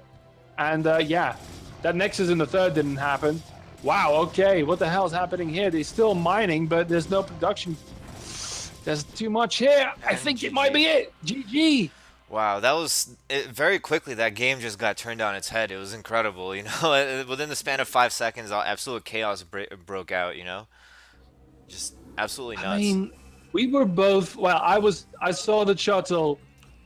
We were all talking about that natural, and while the same thing was happening there. I Hmm. mean, if yeah, wow, okay, because you don't get the alerts, right? Because they die in one shot. Lucky Noob said shout out to Lucky Noob, much love to all. Well, Uh, that's I all. That's on you, Greth. Uh, I have no control over him. I locked down the channel. I have two. I have oh, two slots in this. all right. Locked it down for everyone. It's okay. We can let Lucky Yeah, Noob but have a little anyway, the bit of. game, the game, the game, the game. Yes, absolutely. Dude, that was the turnaround was so quick. It was insane. And as you were saying, the action was going on in both places at once. I managed to catch the tail end of it only because of the fact that I saw the probe count for F10 dropping. You know, it was like it was 42, then it became 40, and I'm like, oh shit, something must be going on. And I see the blue shuttle. Um, because of the neutral unit color, I actually like thought that there was a shuttle earlier, and I saw Kakaru, so I didn't. I decided not to go until I was absolutely sure that it was a shuttle, and then when I went there, the whole entire main was cleaned out, and then, as you said, 43 kill Reaver for Proboa there. You know, absolutely incredible. That would be one way to bring it back, considering he was behind on pros the entire time. So, Yeah, uh, but sadly, then the push was just fucking lethal, and then the Reavers did a lot better in the natural. mhm, So yeah, it that's sad because he could have indeed he had the macro. That was all that was left. mhm, Those units. That was all that was left. So yeah, if he could have done that, if could have revered his way out of that one, but no. So mhm. that was nice. Yeah, I would say that for that game, Proboa, I mean, he was kind of all in, but he almost made it happen at the end anyway. Definitely a lot of very good Reaver control, but also kind of a micro flub in the second big engagement that we had outside F10's base. So I'm gonna give him a B minus for that game. And as far as F10, I mean, I can say a lot of the same things about him. I mean, in the end there, he was microing his shuttle extremely well, got a lot of good money shots. Probably could have reacted somewhat better to the money shots happening in his own base. You said that probes don't give the you're under attack notification, but the thing is, some of them still do because the splash damage does affect the Yeah, probes so that not don't all of die. them die, but yeah, I saw. Yeah, but I saw those shots were really on it. I think probably all the all the pros must have been taken. Yeah, but I don't know. He must have noted if you lose your entire mineral line, right? Then they go to your natural, And and you, you don't respond, even though you're attacking. Yeah, you're attacking, but there, I think it must have had a one notification at least yeah, to he run could. the hell away with those probes in the natural. Yeah, he could have played it a little bit safer. Like he definitely didn't have to make himself be insanely all in as well. He could have actually just sent all of his probes to Proboa's natural, you know. I mean, he could have done something of that nature, you know, to get those probes out of being stacked in front of the minerals where Proboa's one Reaver did twice as much damage as he did with two at the front. But ultimately, it came down to the fact that F10's army was outside Proboa's base at that time, still coming back from the mistake Proboa made in the earlier engagement. And that's why the two Reavers and the army was able to bust through Proboa's defensive position there. And I guess Yeah. in summary, I would have to give F10 just a slightly better score of a B because I mean he did come out with the win, did make some solid decisions throughout the game there. So I think that was a pretty decent Yeah, game. Pro Bowl was the most proactive Protoss presently. But no, he did all the work. He really did all the work. And then sadly, because of execution and all this tiny little details, Hmm. he got caught behind. Yeah, I I mean, mean, he took the initiative with the build order as well, and didn't really bank on that. Then he did the attack that was really good, got some really good return on those Reavers, but the goons went down too fast. He didn't micro the goons at all, and you need to babysit goons a little bit. So again, yeah, every time he took the initiative, he received a setback instead, which is really tragic. But he's a Protoss player, so I don't care. well, I mean, we have to give credit to F10 EQQ as well, while playing the more defensive, the more macro-oriented play. He didn't cut probes anywhere. He played, very solid. I mean, he didn't have the aggressive mindset going into that game, but he knew exactly when the tide had turned, and he With took the advantage of it. turntables, yeah. Okay. Yeah, turntables, tide turns. You know what I mean? Yeah. So, so uh, now let's move into the next game. It's gonna be Python against Snowfruit on again Demian, and these two players. Python on Python? No. No, unfortunately, no Python here. No. Uh, so let's go. CPL. CPL is up now. So Python, he casted with me last week. Definitely an up and comer in the scene right now. I mean, he casted with Sham 2 for the Have At You tours, which is the $100 bi-weekly tours where Scan and other amazing players are participating. And he also, I mean, he's a great caster. Seems like a very smart guy. Like he knows the game. He just needs some of his mechanics to catch up. And he's one of those people that I saw him play about a year ago. Well, maybe, well, yeah, like 6 or 8 months ago, and he was, I don't want to talk about it. It was bad. And then now he's, he looks like he has, he's doing the right things at the right times. And Snowfruit is exactly the same way. He plays Zerg, but he plays Terran against Zerg. So kind of an off-race situation for him, but he's also been on the massive climb in the past year or so. He played an amazing game against Kix and the ZVT matchup, so it'd be interesting to see what his TVZ is like on this map. I'm just happy to have a Zerg. But no, I'm definitely going to start following this, and maybe we can do this again sometimes. Do the whole casting thing, so I get to know the players a little bit. Because I know some of the players' names, and I think in the earlier editions I did see some people who also have shown up on some of my vid reps. So always Yeah. nice to see them actually taking an interest after getting humiliated like that. But yeah. So Snowfruit versus Python. Oh, Brown Zerg. How is it? Sorry, completely off topic, but the last 20 games of Zerg that I've casted have always been Brown Zerg. It's terrible. You know why? Denigrated. You want? I can explain to you why. Yeah? Because Zerg is shit. That's why. Oh, Sorry about that. Anyway. that could have gone really racist really quickly, but okay. Okay, Race cards. alright, Race so cards. We have Python, the fecal-colored Zerg, at 7 o'clock, and we have Snowfruit, the red Terran, at 3 o'clock. So this is, these colors, depends how you interpret them. It could be kind of racy, kind of, No. racist. No. The only racism is towards the races in StarCraft. True. I mean, True. Yeah, there's a lot of Protoss, that. Yeah. In the FBW community, the foreign BW Discord, there's a lot of that going on, especially when a Protoss wins a match against the Terran. Well, yeah. People get very salty about it. But anyway, so let's see what the two players are doing here. We are seeing a 12 hatch from Python, which is very standard. He's going to send out the second drone to help defend this drone in case the SCV comes, but also to scout.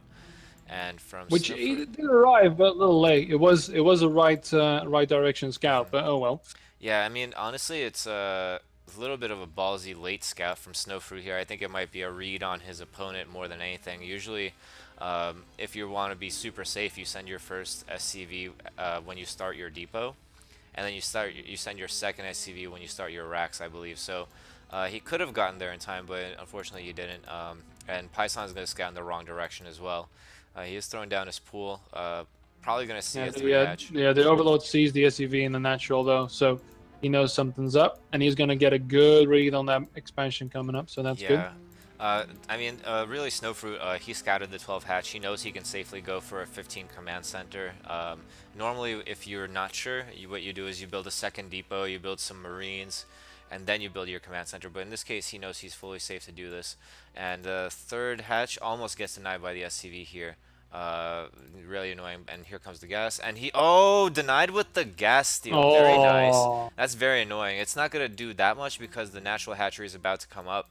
and the And Ling's already building as well. yeah, but yeah, so that was interesting at least. It delayed his gas by just a little bit, which, in the grand scale of things, now that especially the early game in ZVT is so calculated, where Zerg's Mutalisks arrive exactly at 6 minutes and 30 seconds, or for example, something like that. Delaying the gas by even 5 seconds is, a kind of a boon for Terran who don't want to invest too much into their turrets. An extra 5 or 10 seconds here and there can mean a couple extra Marines not needing that many turrets. Yeah, and not only that, but people who get competitive, they study those build orders up to the freaking millisecond, and then when somebody disrupts that, that could be enough to throw you off for the rest of the game. Yeah. He got lucky with the fact that the hatchery was there and he could build the extractor straight away, so it wasn't as much damage. But still, it's freaking annoying to go to your main and still see that Vespene geyser just open there, like it can just there's there could the be some little psychological elements Asperger to it. twitches coming out. Yeah, there's definitely some psychological elements to it, I think. And now I like this move from Snowfruit here. He's sending one SCV back home, sending one back into the main by using the mineral click move, like, by telling it to mine the mineral there. And the Zerglings kind of couldn't decide which one they wanted to chase at first. One of them had 5 HP, the other one's going to your main. Which one do you get rid of? And overall, very good play here from Snowfruit. And I think he actually used the geyser based on the way it was moving. He used the fact that the geyser was naked in order to help himself bring the SCV back into Python's. And he's actually going to straight get that extractor. Well, he went left first, then the speed. So this SCVs can go running around here for quite a little longer. Yeah, this is natural. This is a very standard build, getting your second extractor after speed. This is building up to a Mutalisk play most likely, unless Python is doing this to mess with Snowfruit's head and actually go Lurker. But at this point, with the layer almost done, the Hydrogen should have been down about, I would say, at least 20 seconds ago. So now Snowfruit knows absolutely that it is going to be Mutalisks, which is a major boon for him. He doesn't have to overinvest on defense. And it does look like he is going for the extremely standard and popular nowadays +1 5 racks build. Yep, we've got the +1 indeed starting. We've got Stim Pack halfway done. We've got ample amount. He's nicely walling that in. Is that natural to get it that close to the command center? I guess to prevent the surround. To get what that close? The bunker? The bunkers and the supply depots. This bunker with range, it should probably cover almost the entirety of the mineral line and the ramp. So this is a pretty decent place for it. I don't think it's that crucial though, because as I mentioned earlier, he is going Mutalisk and Snowfruit knows this. I think this was just early on. He cut a bunch of Marines, and instead he went for quicker tech buildings and more barracks so he could increase his production. Iraq going down there. I'm sorry, I didn't catch that. Well, the Iraqs are building now, and then the Spire is going to be 3/4 of the way done now. Yeah, so, I feel like these 5 racks might be actually a little bit late. I think so. Yeah, it looks like Snowfruit is, and he's making the turrets a little bit early as well. I mean, he really doesn't need to start throwing down the turrets until, well, I mean, now he has. I don't know why this one's not really building, but yeah, there might have been a misclick there, and the third all the way up to the top. A little bit of a hidden expansion there. yeah, this is the standard placement for a third for Zurich on this map, Okay. but normally you don't do it before you have Hydrogen and Lurkers out, and we are going to see the Hydrogen being thrown down now. And it should be noted that this 4th hatchery, 3rd base, it kind of cut, actually it might have been the gas actually, the same thing you were talking about earlier, the fact that the gas was stolen. Even when he remade the extractor, he wasn't mining it right away. The Mutalisks, they're not going to come out in a group of 9. I think there's actually going to be only 6 Mutalisks now, so this has done a good job of delaying Zerg's Mutalisk timing here. Yeah, there you go. So yeah, he does have the one more Mutalisk building, and so yeah, he's a little behind there. Yeah. And he's going to go for this. I don't know what he's going to try and achieve here. I mean, in theory, with no with the Marines lid- in the bunker, if the Zerglings run in at the right time, he could take out They the could turret. take out. Yeah. They could take out the whole mineral. Where is he going with those lings? He's trying to. He thinks there's a push going. He thinks the Marines are pushing through over the map. That's why he's trying to spread out, trying to check out what's happening. The base has been scanned at the top there, so he knows about it. And now the Marines are moving out. So he was a little early with trying to juke out the Marines, but now they're leaving right as he's pulling back. That timing is beautiful. Yeah, the thing is, they are gonna go for that. if you notice, Python has put a Zergling at the natural of the third base that he's just taken now, but that Zergling is gonna see the enemy army way too late, so he's not gonna have enough time to react with his army to catch this push off guard. Yeah, we've got a little bit of Mutalisk harassment going now, but finally the Zergling has spotted that, and now he needs to beeline it to that base. Oh my god, There's a couple of Hydras there. That's not going to be... Is there a Lurker upgrade? Lurker, we need to see the Lurker eggs now. There's no Lurker upgrade yet. Oh my god, no, it's only 75%. Yeah, this is... Yeah, no, it's going to go in. This done. It's gone. That's exactly He could take it out. There's a lot of Zerglings, though, and they're off the ramp, and he's not paying attention to the ramp. So these are going to get in. Oh, dear God. Oh my god, yeah. I think he targeted his own medic there. Oh no. Wow, that was a major win for Python here.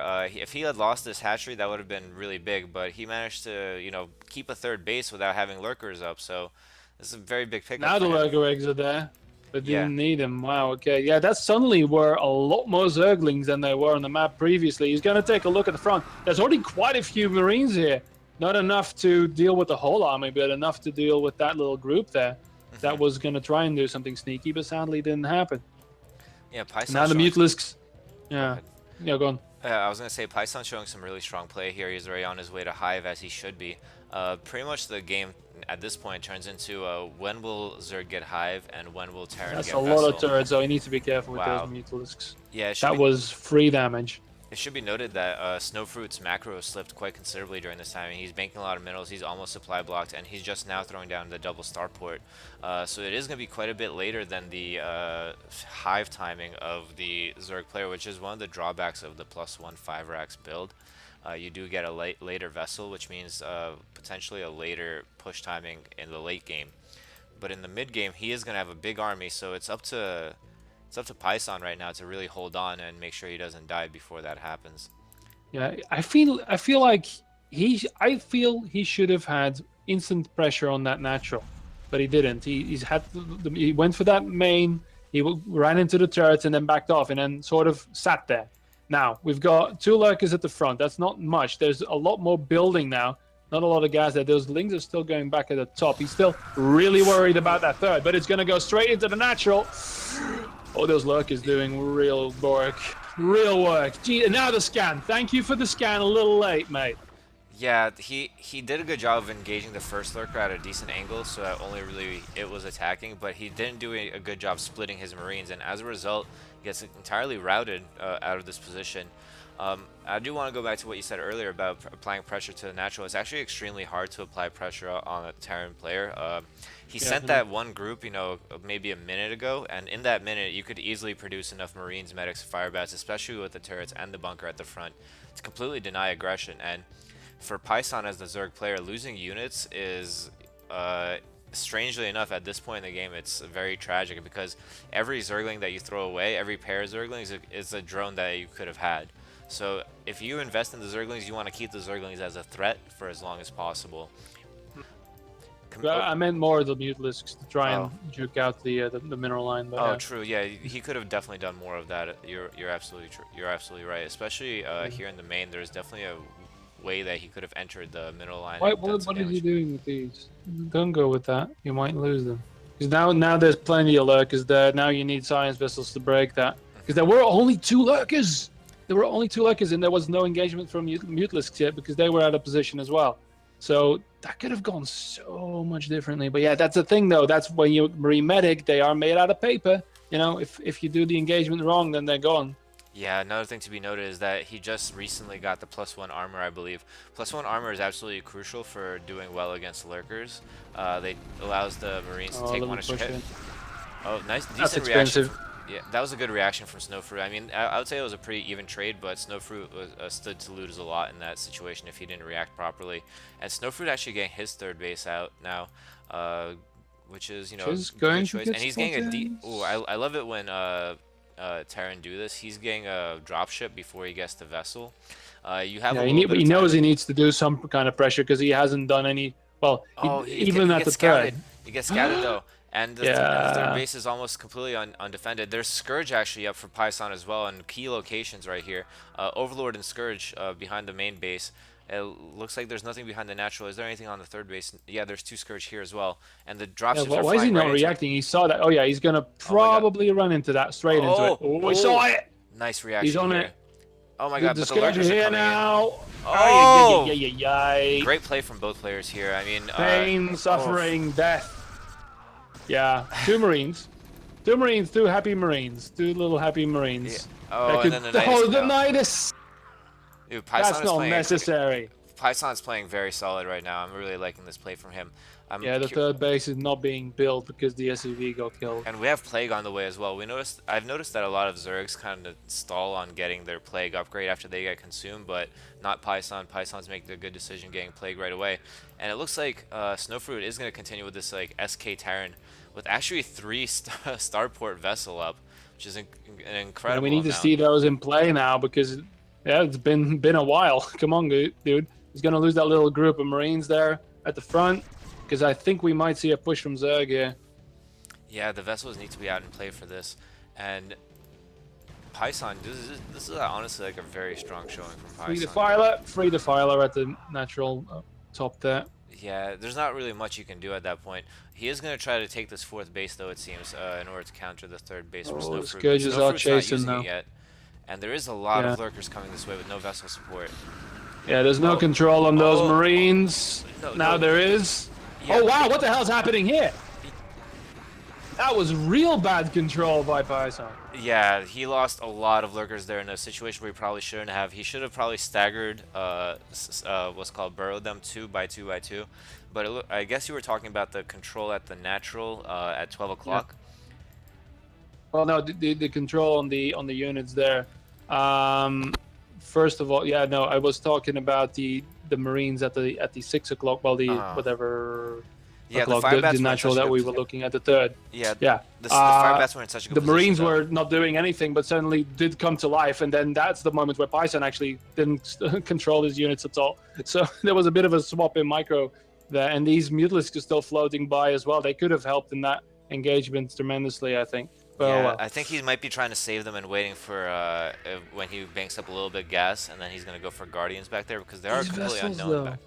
Yeah, there's a There's lot of so vessels. many vessels. And Suddenly, not a lot of Scourge either on the map to do anything about it. This is the downfall of Zerg when when the Terran gets a lot of vessels. He gets the reputed vessel cloud that pretty much can irradiate an entire army of. here comes some PvP. Scourge now, straight for them. And they are going to take out one. Yeah, no, that's not enough. But yeah, no, that because like you said, there's now 3 starports. There weren't Whoa! any vessels for a very long time. Another one. Yeah, he almost takes out 2 there. Even with 2 Scourge for 1 vessel is an amazingly good trade. I mean, Scourge trade with every air unit in a very, convincingly positive fashion. And now Snowfruit adding some more dropships into his play. Looks like he is going to be a little bit more aggressive in the air, using these vessels probably as support. I'm still worried the fact that he's being kind of adventurous with them. I mean, he's flying them. Adventurous is a word, yeah. He's flying them over locations where there's Zerglings seeing them, like where there's no Marines to protect them from Scourge. And now he's gonna get scourged. Yep. Jesus. And now there's 3 injured vessels there actually. So not the best of splitting, but those vessels are now in danger. And with Plague out on the map, Plague could be a big factor here as well. And there's actually more Scourge here. It's something funny though. Again, the top right. Again, the SCV died, and again, he's not building that command center again. It's the exact same thing that happened with the third.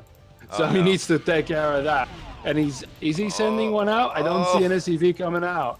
All right, so exactly what I feared had happened. He parked all 5 of his vessels here. Now he's going to lose all of them. He lost all of his vessels by being parked at the natural. Definitely not a good place to be parking your vessels here. Why would you ever do that? They're expensive. They're little snow globes. They're very expensive snow globes. You don't throw them in the field, man. Come on. And now Snowfruit, I mean, he's kind of stalled on his upgrades, snow globes, though. yeah. Yeah, his +1, his +2 is very late. His +2 armor is very late.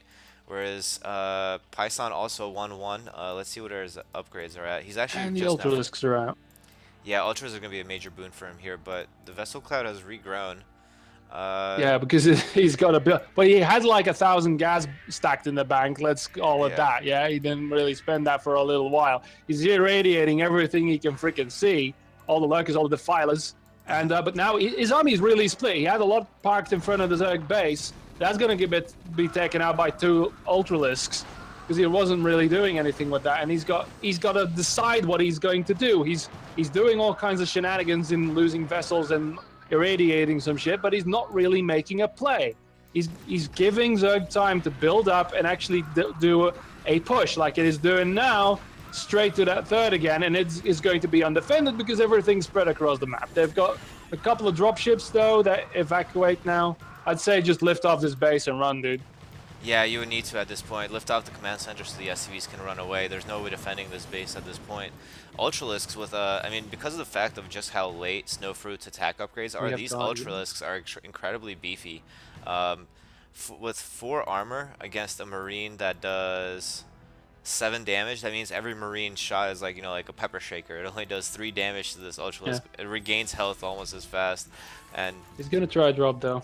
He's gonna try drop at the 12, while Guardians have morphed in the lower right. Yeah, so they're going to go move in there. Now, he needs to take both out of them going to be busy. Yeah, he needs to take out this Nidus if he hopes to do a lot of damage with this drop. With a drop, yeah, now it's moving out. He's going to kill the drones first. Ooh. Still a good choice. Very good reactions from Python with a quick Nidus flip. But the damage has been done. Yeah, and the while the Guardians are getting irradiated. Yeah, this they're going to get some kills, but no. Absolutely, and it was and the Scourge come a little bit late. This Guardian's still alive. Well, they are blind. Blind? Yeah, the Scourges are blind. Oh, true. You're right. I thought you meant like the spell blind. Like I thought he cast it. That would have been something. Yeah. Dark magic at its finest. Yeah, and but yeah, no. I don't know. There was some damage in that natural, but the thing is, he's almost mined out there. He is going to mine out any second. He needs a base. Yeah. Well, because the command center did finish at his now 4th. But there's 2 Zerglings there. The SCVs are actually the hello SCVs. You're not going to do much there. So he's got 2 floating command centers, and he needs a freaking income. He still has 800 in the bank. He still can, you know, that's a good thing about Marine Medic. It's kind of cheap. But he needs to do something decisive. The drone's already being rebuilt at the top. He's doing another drop now in the natural of the top of the 12 o'clock here. No medics here, though. So definitely a big mistake.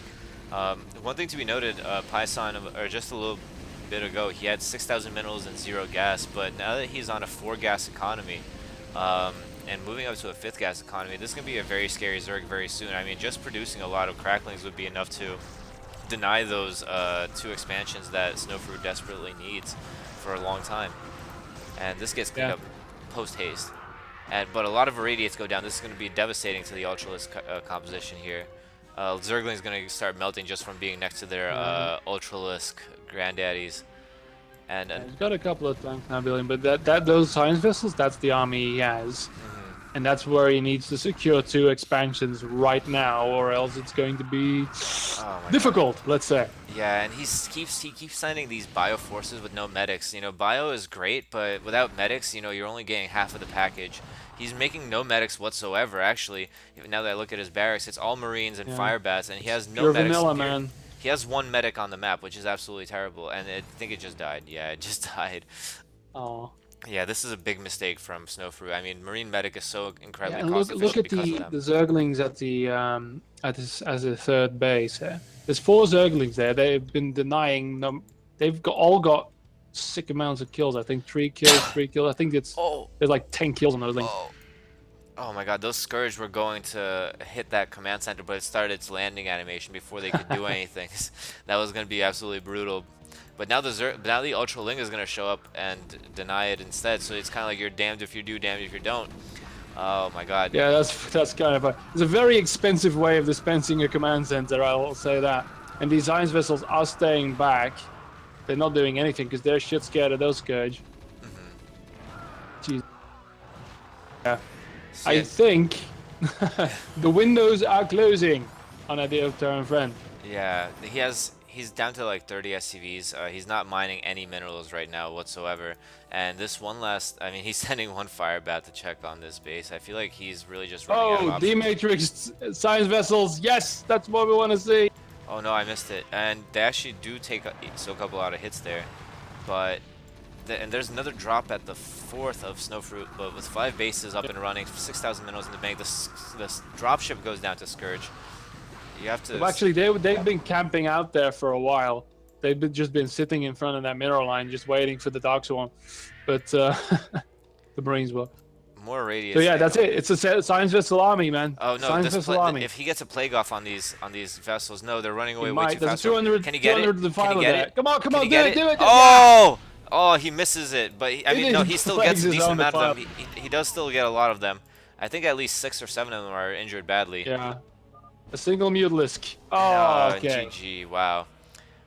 Okay, that was a complex game. Yeah, that was intense. Let's say it that way. Very good play from both players there. I really Yeah. enjoyed Python, the way he played that. I mean, he did make I don't want to call them exactly errors. I mean, he was just late by a little bit on his lurker timing. I feel like his taking his third before the Mullisk was a little bit ambitious, and it barely worked out in his favor because Snowfruit missed microed. Snowfruit was so close to the game being completely different at that moment when he was going up there to take out that third base. Python could have used a few more links positioned in slightly better places to catch the Marine medics before they reached that third. But overall, after that exchange happened, Python I feel like he didn't relinquish control of the game at any point. He had very well defended bases with Nidus, with Scourge in the right places. Defiler timing was good. What else? I mean, his Scourge play was good. I mean, Snowfruit made a lot of mistakes with his vessel positioning there, and Python didn't let that go. So overall, a really strong showing from Python. I'm very impressed. Yeah, I think the problem was that Terran had a good handle on the game, went for those pushes and everything, but I think got stuck in that third, didn't really quite finish it ever, and after that, the drops came a little late. I think the science vessels came a lot too late as well because you had 1,000 mineral gas in the bank at one point. And once they started kicking in, it's like, okay, yeah, here we go. And there was never really, like you said, there was never a loss of control. Those vessels didn't do everything they should. They were focusing on that top. Armies were getting scattered. There was never a definite push. There was always, then suddenly it was the drops. The drops did really well, but there was nothing to follow them up. So the drops aren't enough. They are pressure, but they're not enough to deal. There was no coherent push. Yeah. At the end, you saw tanks. You saw, all kinds of, how am I going to do this? There wasn't a coherent push anywhere. And the really sad thing is that the natural all the way back, only the 2 lurkers and then losing all the Marines to it. That could have been a more decisive push, because even then the whole army wasn't there. Yeah, and that could have been more decisive. You have to consider also the fact that he never really managed to secure a third base or a fourth base, and even though despite trying to do both, we saw a very similar play when he was the Zerg player against Kix, who was struggling to secure a third and fourth base. So Snowfruit is aware of the struggle of getting third and fourth. So I feel like he could have focused a little bit more energy on defending his third and fourth before trying all these aggressive maneuvers. I feel like he was juggling too many balls and dropping the wrong ones. So overall, I gave Python a B plus. I think that's well deserved, well earned. I was kind of on the fence of giving him an A minus, but I think a lot of the good things that he did came as a result of Snowfruit's mistakes, and as a result, I'm gonna have to give Snowfruit a C. Yeah, a C I think is fair. He made a lot of good choices. I mean, like rushing out to that third base that he found, which he only found because he, scouted for it. Then also I like the idea of having this very mobile, very aggressive Terran force with dropships going this way, irradiates going that way, ground army over here, ground army over there. But I feel like he bit off a little bit more than he could chew. He was managing one thing too many. And if he had kept it a little bit simpler and focused a little bit more on defending his third and fourth, he could have stayed in that game for a lot longer and done a lot more damage. Yeah, I think that's something we need to mention. Flash makes it look cool, but SKT is probably the hardest build in the game. If Yeah, you I can can agree pull with it off that. successfully, then it's amazing. But it's so fragile because all of your Hmm. units are basically 40 HP. And Yeah. then you have the lurkers, you have all these kind of things, and Zerg has the rather easy solution of just going Ultralisk. When you say, oh, fuck it, I'm tired of the microing, just ram Yeah. it in there. Well, Radiate, I don't really give a shit about Radiate. It's actually going to help me against the Marine Medic. Hmm. And so, and then again, you're playing with little snow globes that cost 225 gas, and they Hmm. are also very easy to deal with, especially when you park them in front of the enemy natural. But let's Yeah. forget about that. He had gas to spare, right? Hmm. The game ended with him 700, with banking 700 gas. So that's fine because you're building Marines. They're not really gas intensive, but still, I mean, the it is very ballsy for a Terran player to actually attempt this strategy because it is much safer to go mech or just a little softer on the M and bring some tanks in or whatever, you Hmm. know. So yeah, Absolutely. well done on that. Yeah, he was forced to. I mean, he forced himself into that position when he went for three starports. He had absolutely no mech transition whatsoever. Very popular nowadays is that you start going for vultures with mines in the middle of the map to Basically, secure when you yourself. give up on the micro for the Marine medic. Yeah, you kind of use the Marine Medic to deny little expansions that Zerg might be taking here or there, having a slight, excuse me, a slight aggressive option in dropships, but mostly you use the Vultures in order to secure the main portion of the map, and that allows you to expand behind it a little bit safer against the Ultralisk Link composition. And that's exactly what Snowfruit kind of needed in that case. He needed some way to have afford himself some breathing room so he could establish a third and a fourth base. But because he's stuck with the bio and the miscontrol, and let's not forget about the lack of medics in the late game. Let's not forget about the fact that he was stuck on one attack, one armor upgrade for so long. All of those things serve to really hamper his ability to get into the late game there. Yeah, so there you go. It was a good match. It was a good It match. was definitely He entertaining. he hung in there. Hmm. But yeah, no, it's impressive. Let's say. Yeah. All right. Let's get into game six now. Last game. This is going to be Diarrhea Terran versus Laser Snipe. It's again going to be on I D-Main because this is want game him to one. spawn as Brown. Yeah, I've been waiting for that as well. I think he did that last week, actually. We've been casting at quite a few of his games now that I No. think about it. So yeah, CPL password CPL is up.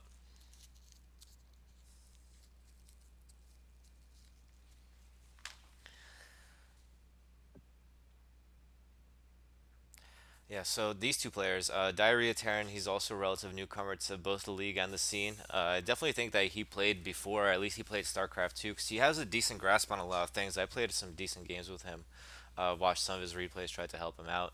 Whereas Laser Snipe, he's very much in the vein of Evil Eye. He's like, no offense to Laser Snipe, but he's like a less successful Evil Eye. He's also a 100 APM Protoss, but Evil Eye, I think he got to C minus or C rank with it. And Laser Sniper, he's a D plus player, but I would say that I think that his PVT might actually be better than Evil Eyes. He plays a much more standard play, like without the forges, without the double upgrades. He gets his Arbiter early. He plays just a really clean, very standard, very solid Protoss. You won't see him having his goons scattered around or his natural, completely undefended the same way you would with Evil Eye in most cases. So I'm interested to see this match. I feel like, and I actually helped Diarrhea Terran prepare for Laser Snipe, so I'm interested to see if any of our practice went into good use here. And Laser Snipe, you should be aware of him from NHFFA. His name is Medi. Yeah, Yeah. yeah, I've seen him around. All right. So let's see how it goes. And also, it should be noted that Laser Snipe is the chief organizer of this league as well. So, all right. So So, does that mean we rag on him more or less? uh, I ragged on him pretty hard last week, I think. So I think we are allowed to rag on him pretty hard. All right. All right, so he's the So Diarrhea of Terran is in yellow. So so close. yeah, number one instead of number two. But all right, fine. Yeah. So yeah, we have the yellow Terran in the top left at the 11 o'clock position. And it is Diarrhea Terran, and in the 3 o'clock position as the white Protoss, we have Laser Snipe. So from Laser Snipe, I think I'll be able to tell you exactly what he's going to do right from the jump. He's going to go one gateway. He's going to get a gas. Then he's going to get a cybernetic core. Then he's going to get a pylon. Then he's going to start his third dragoon, and then he's going to build a nexus. That is my prediction. Uh, Okay, that's so specific. yeah, There's a and pylon. That's already good. All right. yes. Now, Diarrhea Terran, we worked on 2 builds to combat laser snipe super safe, super standard play. And considering also the low APM that laser snipe has, which means generally low map multitasking, low awareness of the minimap. There's 2 builds that we considered. One of them was the FD, which is the push with the Marines, the tank, and the Vulture into dropships. So what happens is you do the push. Protoss thinks that everything is completely standard, everything is totally fine, but instead you're going for a starport behind it, and then the starport arrives, you load up 4 vultures, drop them in the main base, and push with your marines and tanks at the same time. Kind of forces Protoss to divide their attention. So that was option number 1. The other option that we discussed is going for a strong FD.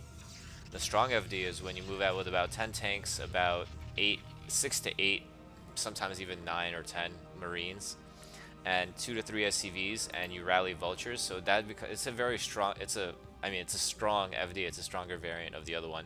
And the reason why that would hypothetically work is because off of 1 gateway, and especially if laser snipe decides to make a robotics before adding 2 additional gateways, he's gonna have maybe 5 or 6 dragoons, and it comes down to micro in that situation. So I'm interested to see what Diarrhea Charon chooses to do here. So it's a little bit too early to tell.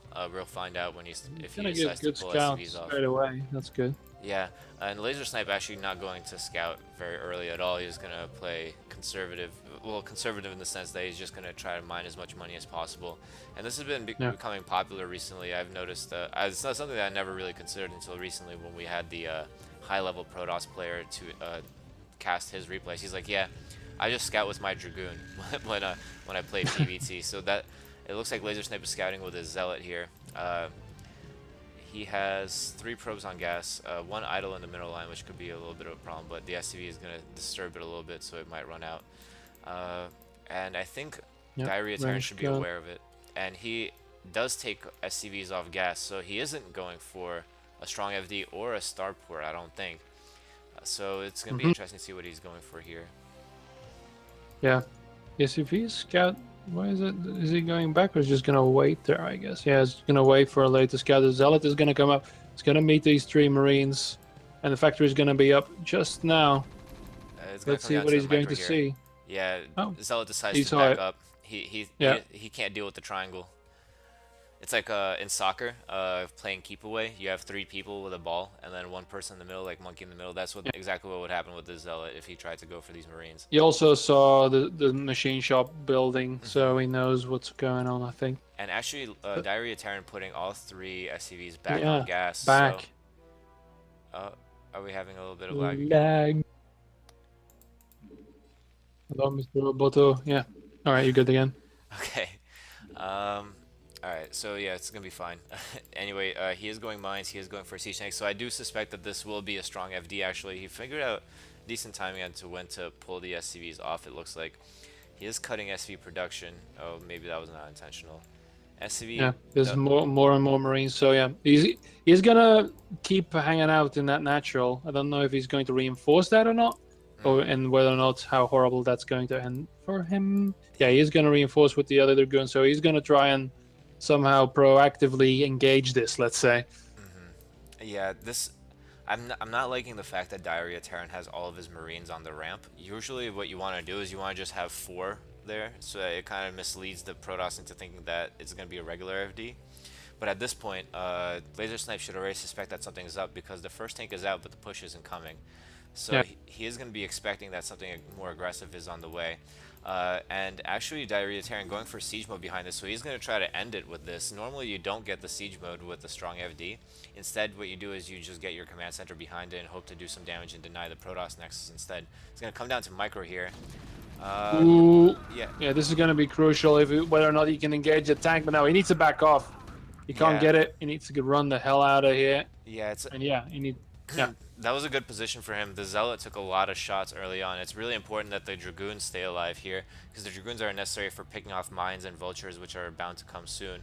Now, this push actually got delayed a little bit by that, and as a result, I feel like Laser Snipe is going to have enough time to adequately prepare. He's going to pull off probes for this. He's going to go, he needs to be careful if the probes don't frick him over with the Dragoon movement here. Yeah. All right, this is it. This is all. Ooh, Yeah, this is this gonna be. bunker is Oh too far wow. out for sure. This is absolutely not appropriate, and this vulture can't go down. It needs to lay the mines now. Wow. And oh, the siege mode's done. Oh god.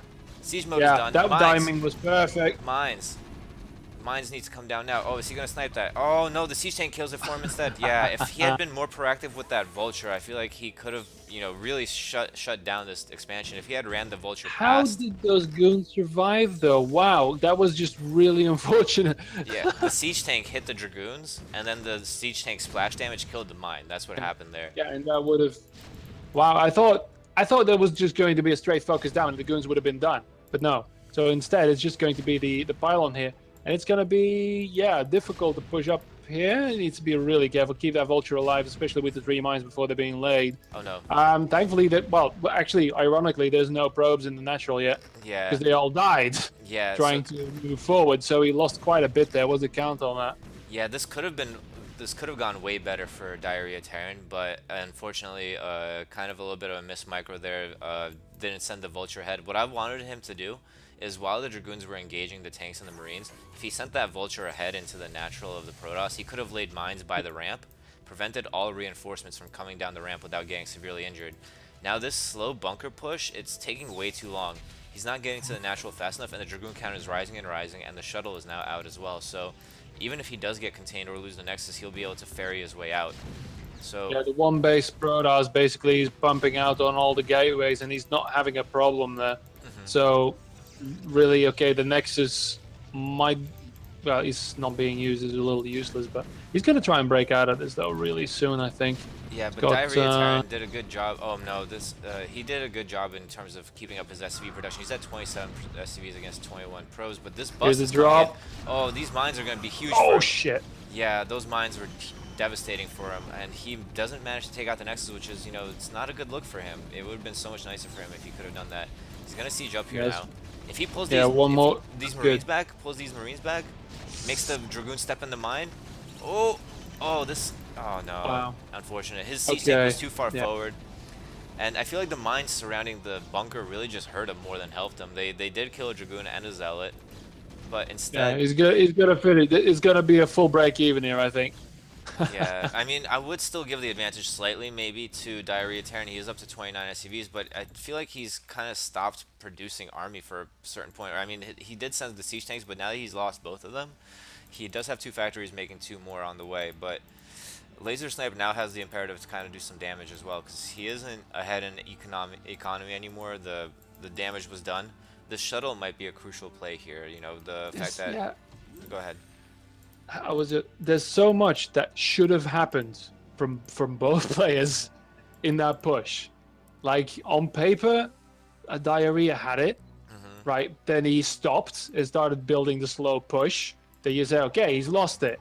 Then the push comes, and basically they break even kind of. Then the second push, and they all lose everything. So now it's all basically down to pure economy. Yeah. Like who can macro up more. So really, I don't know, because there's going to be a lot of tanks produced out of those 2 factories. He's got 4 factories actually not using those at the moment. He should really be using those.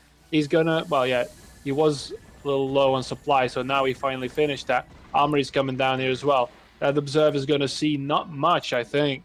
Just the fact that there's the factories, there's the bank on it. No gas on the natural either, which is, he's got 400 of, so okay, fine. I don't think he's managed to see the 4 factories, but I also don't think that there's much of a timing for Diarrhea Terran to hit here.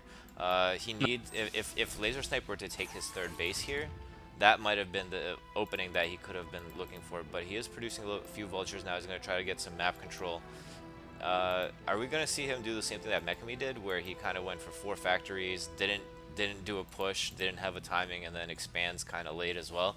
Because that would be unfortunate. Yeah, he's doing...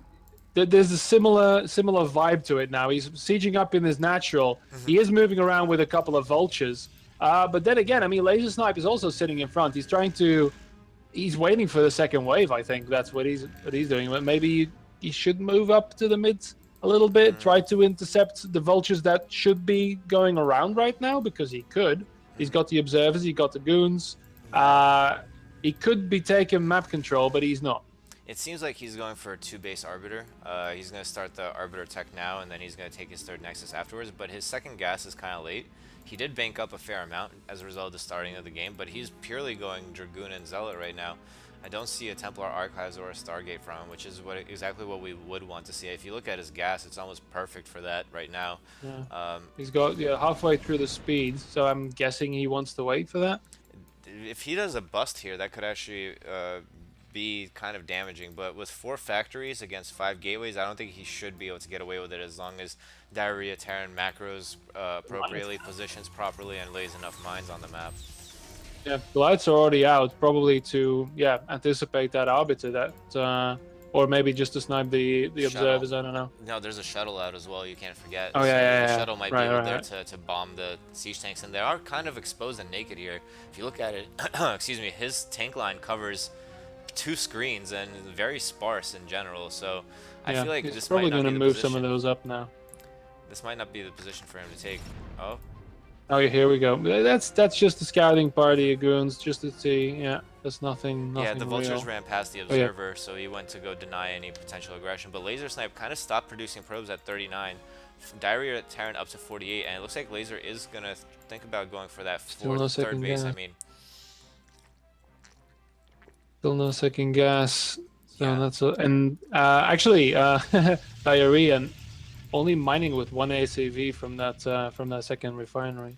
Yeah, at this point, I mean, he should get it soon. He does need vessels soon. He does definitely need to have the SCVs on there.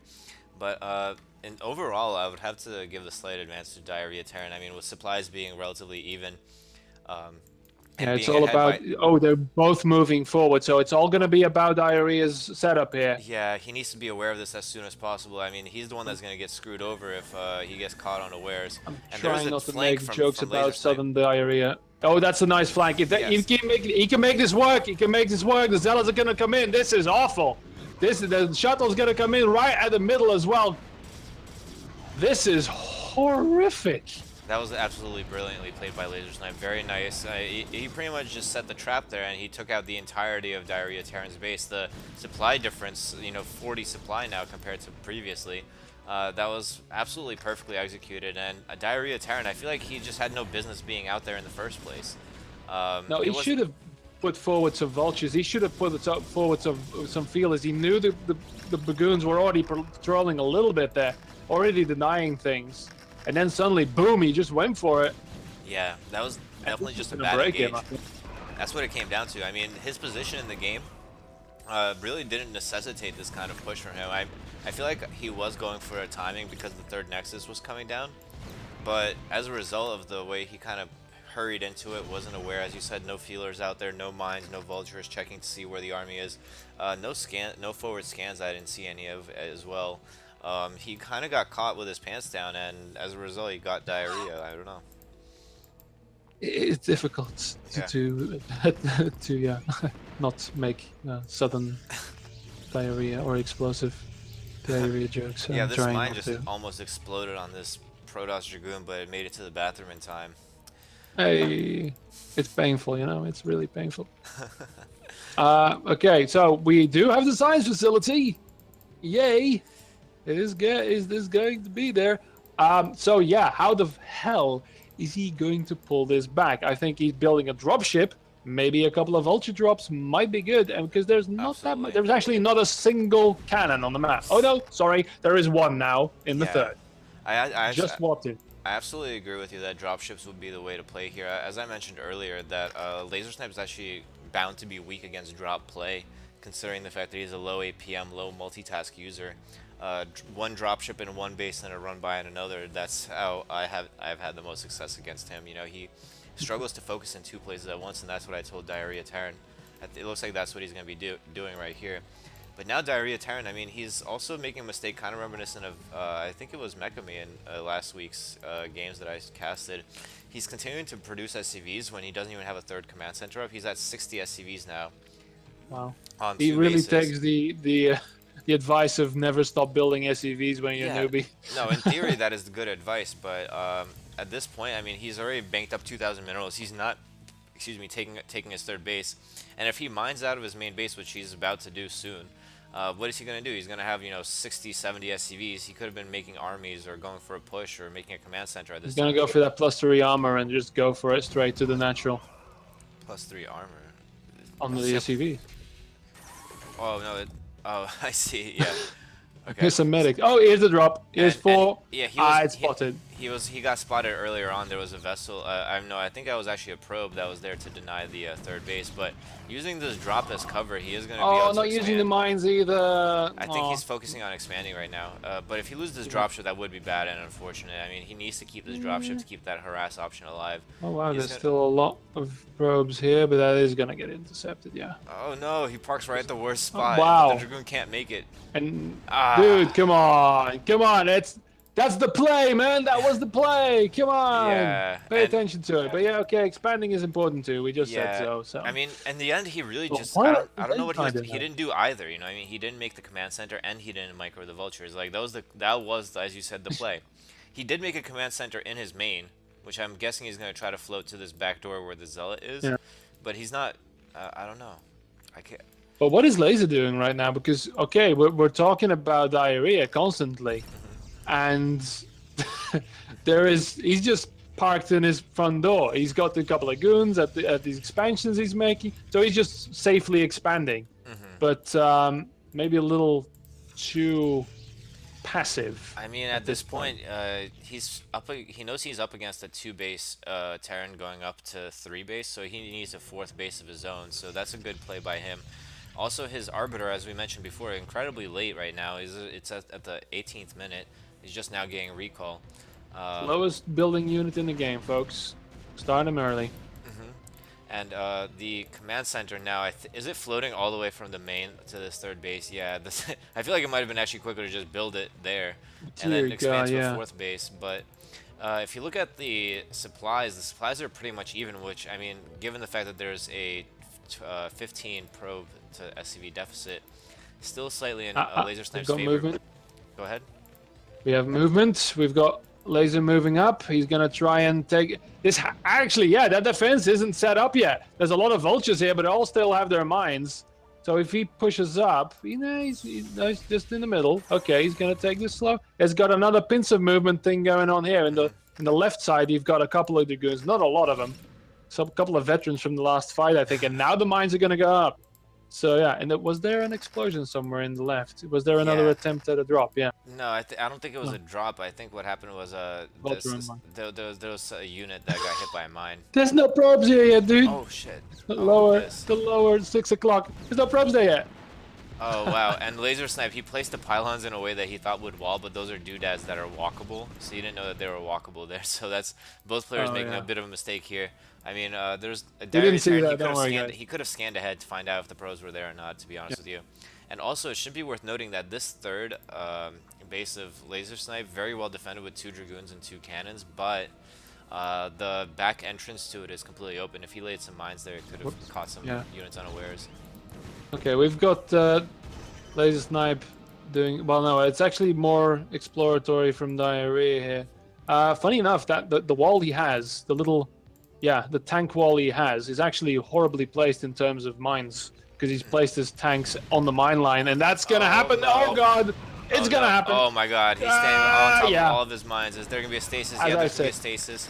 That was a decent Nice stasis. Oh, that was a huge mine. Wow. It just killed everything that Diarrhea had. Yeah, you never want to fight on top of your mines. You use the vultures to kill them as you push forward. And his I'm sorry I jinxed it by saying it. his failure to do that is exactly what cost him this engage. But at the same time, I mean, both... no, Laser Snipe definitely came out ahead. If you look at the supply difference now, it's again Yeah, 50. he can't bull rush this now. Okay, he's gonna stay away. He got his victory. He's gonna wait for those poor tanks. +2 upgrade is done on the tanks. They're not gonna help him. Okay, so that was army damage. Now go for the economy somehow. I don't think he can really. He lost too No, he much to be can't. able to push into the 3rd base, but the damage is being done The simply 4th because is there though. The 4th is flying That's true. and now landing. He doesn't know about that yet. the Okay, damage he's for gonna try and Diarrhea- do something. The damage for Diarrhea Terran is being done mostly by time, not by Laser Snipe at this point, because Laser Snipe, Yeah. as he's expanding, he still has all 4 of his mineral lines alive, whereas Diarrhea Terran now just now securing 2 total. And Yeah. The SV is just getting So he's there. back on 2 base. Yeah. So, I mean, and he's broke. It shows. Laser Snipe is rich despite having a smaller. Well, He's actually, now almost maxed out again. the Yeah. probe count is caught up now. Actually, Laser Snipe. This is kind of the danger that I was telling you about. Is the fact that he was up at like 60 something SCVs way too early, mined out both of his bases, and now he's broke. Yeah. So yeah, there's a little window. I mean, Laser's maxed out with his force. Funny to mention that it's been Zealot Goon all the way. Now Yeah. with a couple of arbiters, but we haven't seen a single Templar. I don't think he intends to either. Yeah, he's low on There's the gas right lowest now. micro. Yeah, there's the lowest micro army there. Oh, we've got a what was that? Was that a recall? Yeah, it was Was that definitely a recall. yeah? And this base is going to get cleaned up by Fear. I mean, it's very hard to reinforce here, and he's reinforcing with pure vultures, and he's still broke from the fact that, you know, it took him so long to secure this 3rd and 4th base. So he's not going to have pretty much anything to reinforce with, even. Man, if that setup in the middle would have been better. If he just would have placed his vultures, put the mines in forward, and, you know, have some protection on for the tanks, that would have been so much different. Because he would have had the 2 bases up, and he could have just pushed straight forward. He could have tried another run by with vultures to try and deal damage to the now operational base at the 6 o'clock. Yeah, that was it. That was a turning point. Yeah, now Laser Snipe Terran doesn't want to.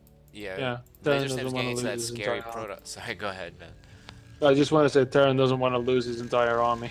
Yeah, Terran, Too expensive. well, unfortunately, you did. And Laser Snipe is getting to that scary Protoss when he takes the other main on the map and starts throwing down gateways there as well, making it impossible to flank him.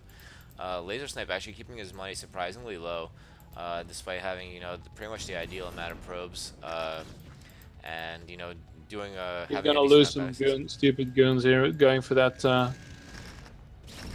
base, the 4th base. No, it's actually finally, yeah.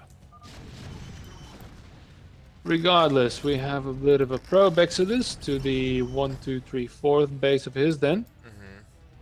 And that's Yeah. going to be operational. Yeesh. He's gonna bring money back into his coffers, and to operate, I mean, he's up to 5, 12, 16 gateways. I mean, throw down another 5 or 6 of them, and then you can be perfectly happy. But I think there has been another recall, and yes, there has. The EMP is just slightly too late, and this base is now officially getting, like, whomped, like, hard.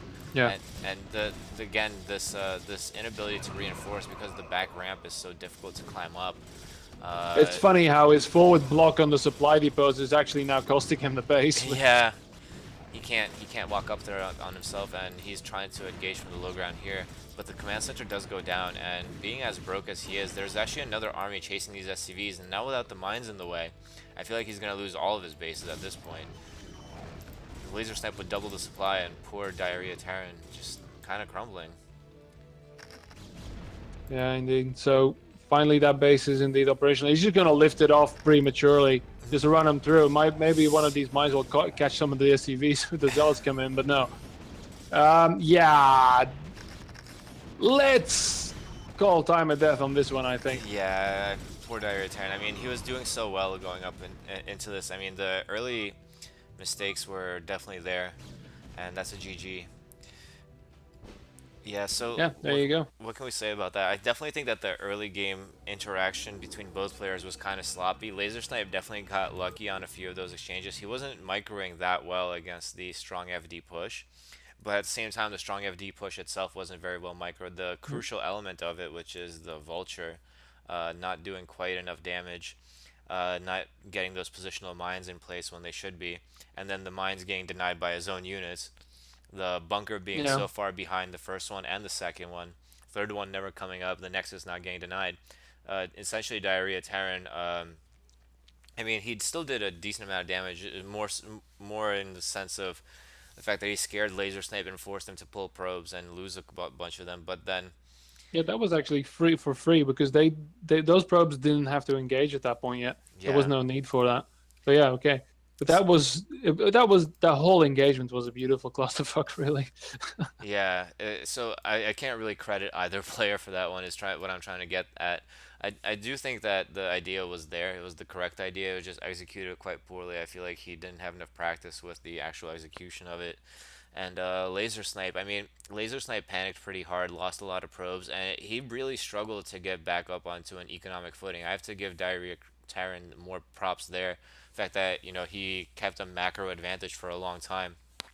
But what Laser Snipe lacked in macro, he made up for in micro, and vice versa for Diarrhea Terran. I feel like they were kind of opposite players in that sense. Laser Snipe being low on probes, relatively low on army. Diarrhea Terran producing army quite well, producing SCVs quite well, but then just losing in the engagements. That one flank by Laser Snipe was absolutely beautiful. Yeah, and I think Terran got a little caught off guard with the fact that his bases weren't being mined out. He was so focused on the play in the midfield and trying to, keep a handle on his opponent. That's I think he started expanding too late. Then suddenly the double expansion, you know, Hmm. but he was too scared. He tried to set up because that's kind of his demise. He tried to set up to defend his third, that then had to float all the way over because he didn't want to build it at location because he was too paranoid apparently. Hmm. Um, and yeah, it didn't get that setup right, and it's that bad setup that actually killed him, which is a little ironic. He was being too careful. Yeah, and Diarrhea Terran, I mean, another good thing about what he did do though was getting the upgrades on time, but his vessel was quite late and they weren't in the right position to deny the recalls, which ended up killing him and that base that you were just talking about. Despite the fact that Laser Snipe's arbiters were almost inexcusably late in that game, probably because he was still flustered from the early game. So I guess in summary, I would have to give Diarrhea Terran a D plus. I was kind of on the fence of giving him a C minus, but D plus I think is fair. And for Laser Snipe, I'll give him a C, uh, mostly because of the fact that he did in the end execute a lot of really great maneuvers here that won him the game. So it felt like he was in control of his destiny, whereas Diarrhea Terran was just kind of sending things here and sending things there, but didn't actually manage to really grasp the horns and win. So I think yeah, that just about wraps it up for me. In terms of analysis on these games. Um, do you have anything to add? Lucky Noob said Greth Swagjin's power couple for the win. Thank you for the amazing dual cast nerds. Shout out to Fausti POOGG. Ah. Yeah, shout outs to Lucky Noob, the biggest troll in the StarCraft community. Uh, And that is a very nice award indeed. But hey, you said it to do the. This is being casted on the NHFFA Discord, and yes, Lucky is part of that. yeah, yeah, that was my mistake. uh, Naivete. so usually I tell people what I'm doing next week, but because there's a lot of stuff that I have to do in the coming week, I'm just gonna say sometime soon. Sometime soon there's going to be a mystery cast. Don't want to reveal too much about it. In the past, we've had high level players come on. We've looked at specific types of replays in the past, so just stay tuned for that. Week 7 is obviously going to come up after it's played this weekend. We are going to go back and look at Laser Snipe Storm Drop at some point, and as well as I'm going to figure out how to stream 1.18 with OBS, and then we're going to look at Elmaster vs Dark Matter. And All that's about us. I'm able to do that, so I can help you out with that. Don't worry. I think that's yeah. If you're on, I'll let you know. Most of those things I'm not doing. Like I'm not gonna pre-plan. I'm just gonna like see where I have a couple of hours, and I'm just gonna do it on my own. But for the Yeah. week 7, I like to rotate casters. I mean, I think I've had like at least 10 different casters on since I started doing this. I like to mix it up a little bit and involve different communities. But going towards the finals, I mean, I'm gonna have to start repeating players, repeating casters, because I think I've tapped pretty much everybody. So I'll definitely keep you in my mind when I Yeah, do but it the thing again. is, you can always, because like you said, not all of the games are being cast. You can always send me a couple of replays that you think, and I'll give them a different treatment than I do the regular replays that have been sent to me, because otherwise I might offend some more people. But hey, All right. I mean, if I get a lot of recommendations and I feel like it's too much for me to handle, I'll definitely send them your way. So yeah, I want to give a major shout out to Laser Snipe, who is the organizer of this league. Give a shout out to my team. Give a shout out to my players that I casted today. Evil Eye, F10, Fazik, very well done. Also want to give a shout out to the rest of my team, obviously, and Team Liquid. give a big shout out and big thank you to Greth for joining me today. And if you have any shout outs, anything you want to say to the people, now's the time. Yeah, you got 15 minutes, but no, no, really, it's great to see this kind of thing happening again, and that we need to cast this. We need to bring this forwards, the low level games, really, or the up and coming games, because that's 99% of all StarCraft that's ever been played is this level or lower. And yeah, you need to support that. You need to show people like, hey, because a lot of people are watching the pros play and they start getting into StarCraft because of that and get sorely disappointed. I'm really worried about remasters that people are going to go into the ladder and then just crash and burn out in about a week because they can't get a handle on the game because you see all these people playing because there's all so much to this game. So that's why it needs to be okay to be bad, and you need to get in here, get coached, get some practice partners, and see that you can find people to play with. So yeah, that's what we're gonna try and do, and we're gonna try and not scatter the whole community either, because you've got a lot of discords, you've got a lot of projects, a lot of people putting time in. We need to try and you know bring that all together. So there you go. Shout out to Lucky Noob because otherwise you'll for spamming us, and otherwise he'll keep doing that. Yeah, You it's actually cretin. it's really funny because I see that you put the cap at two, but then Lucky Yeah, Noob is in there, and it says three out of maximum of two people are in the channel. So he is an entity. Just yeah, he's an elder god. You read Malazan Book of the Fallen? He's one of those.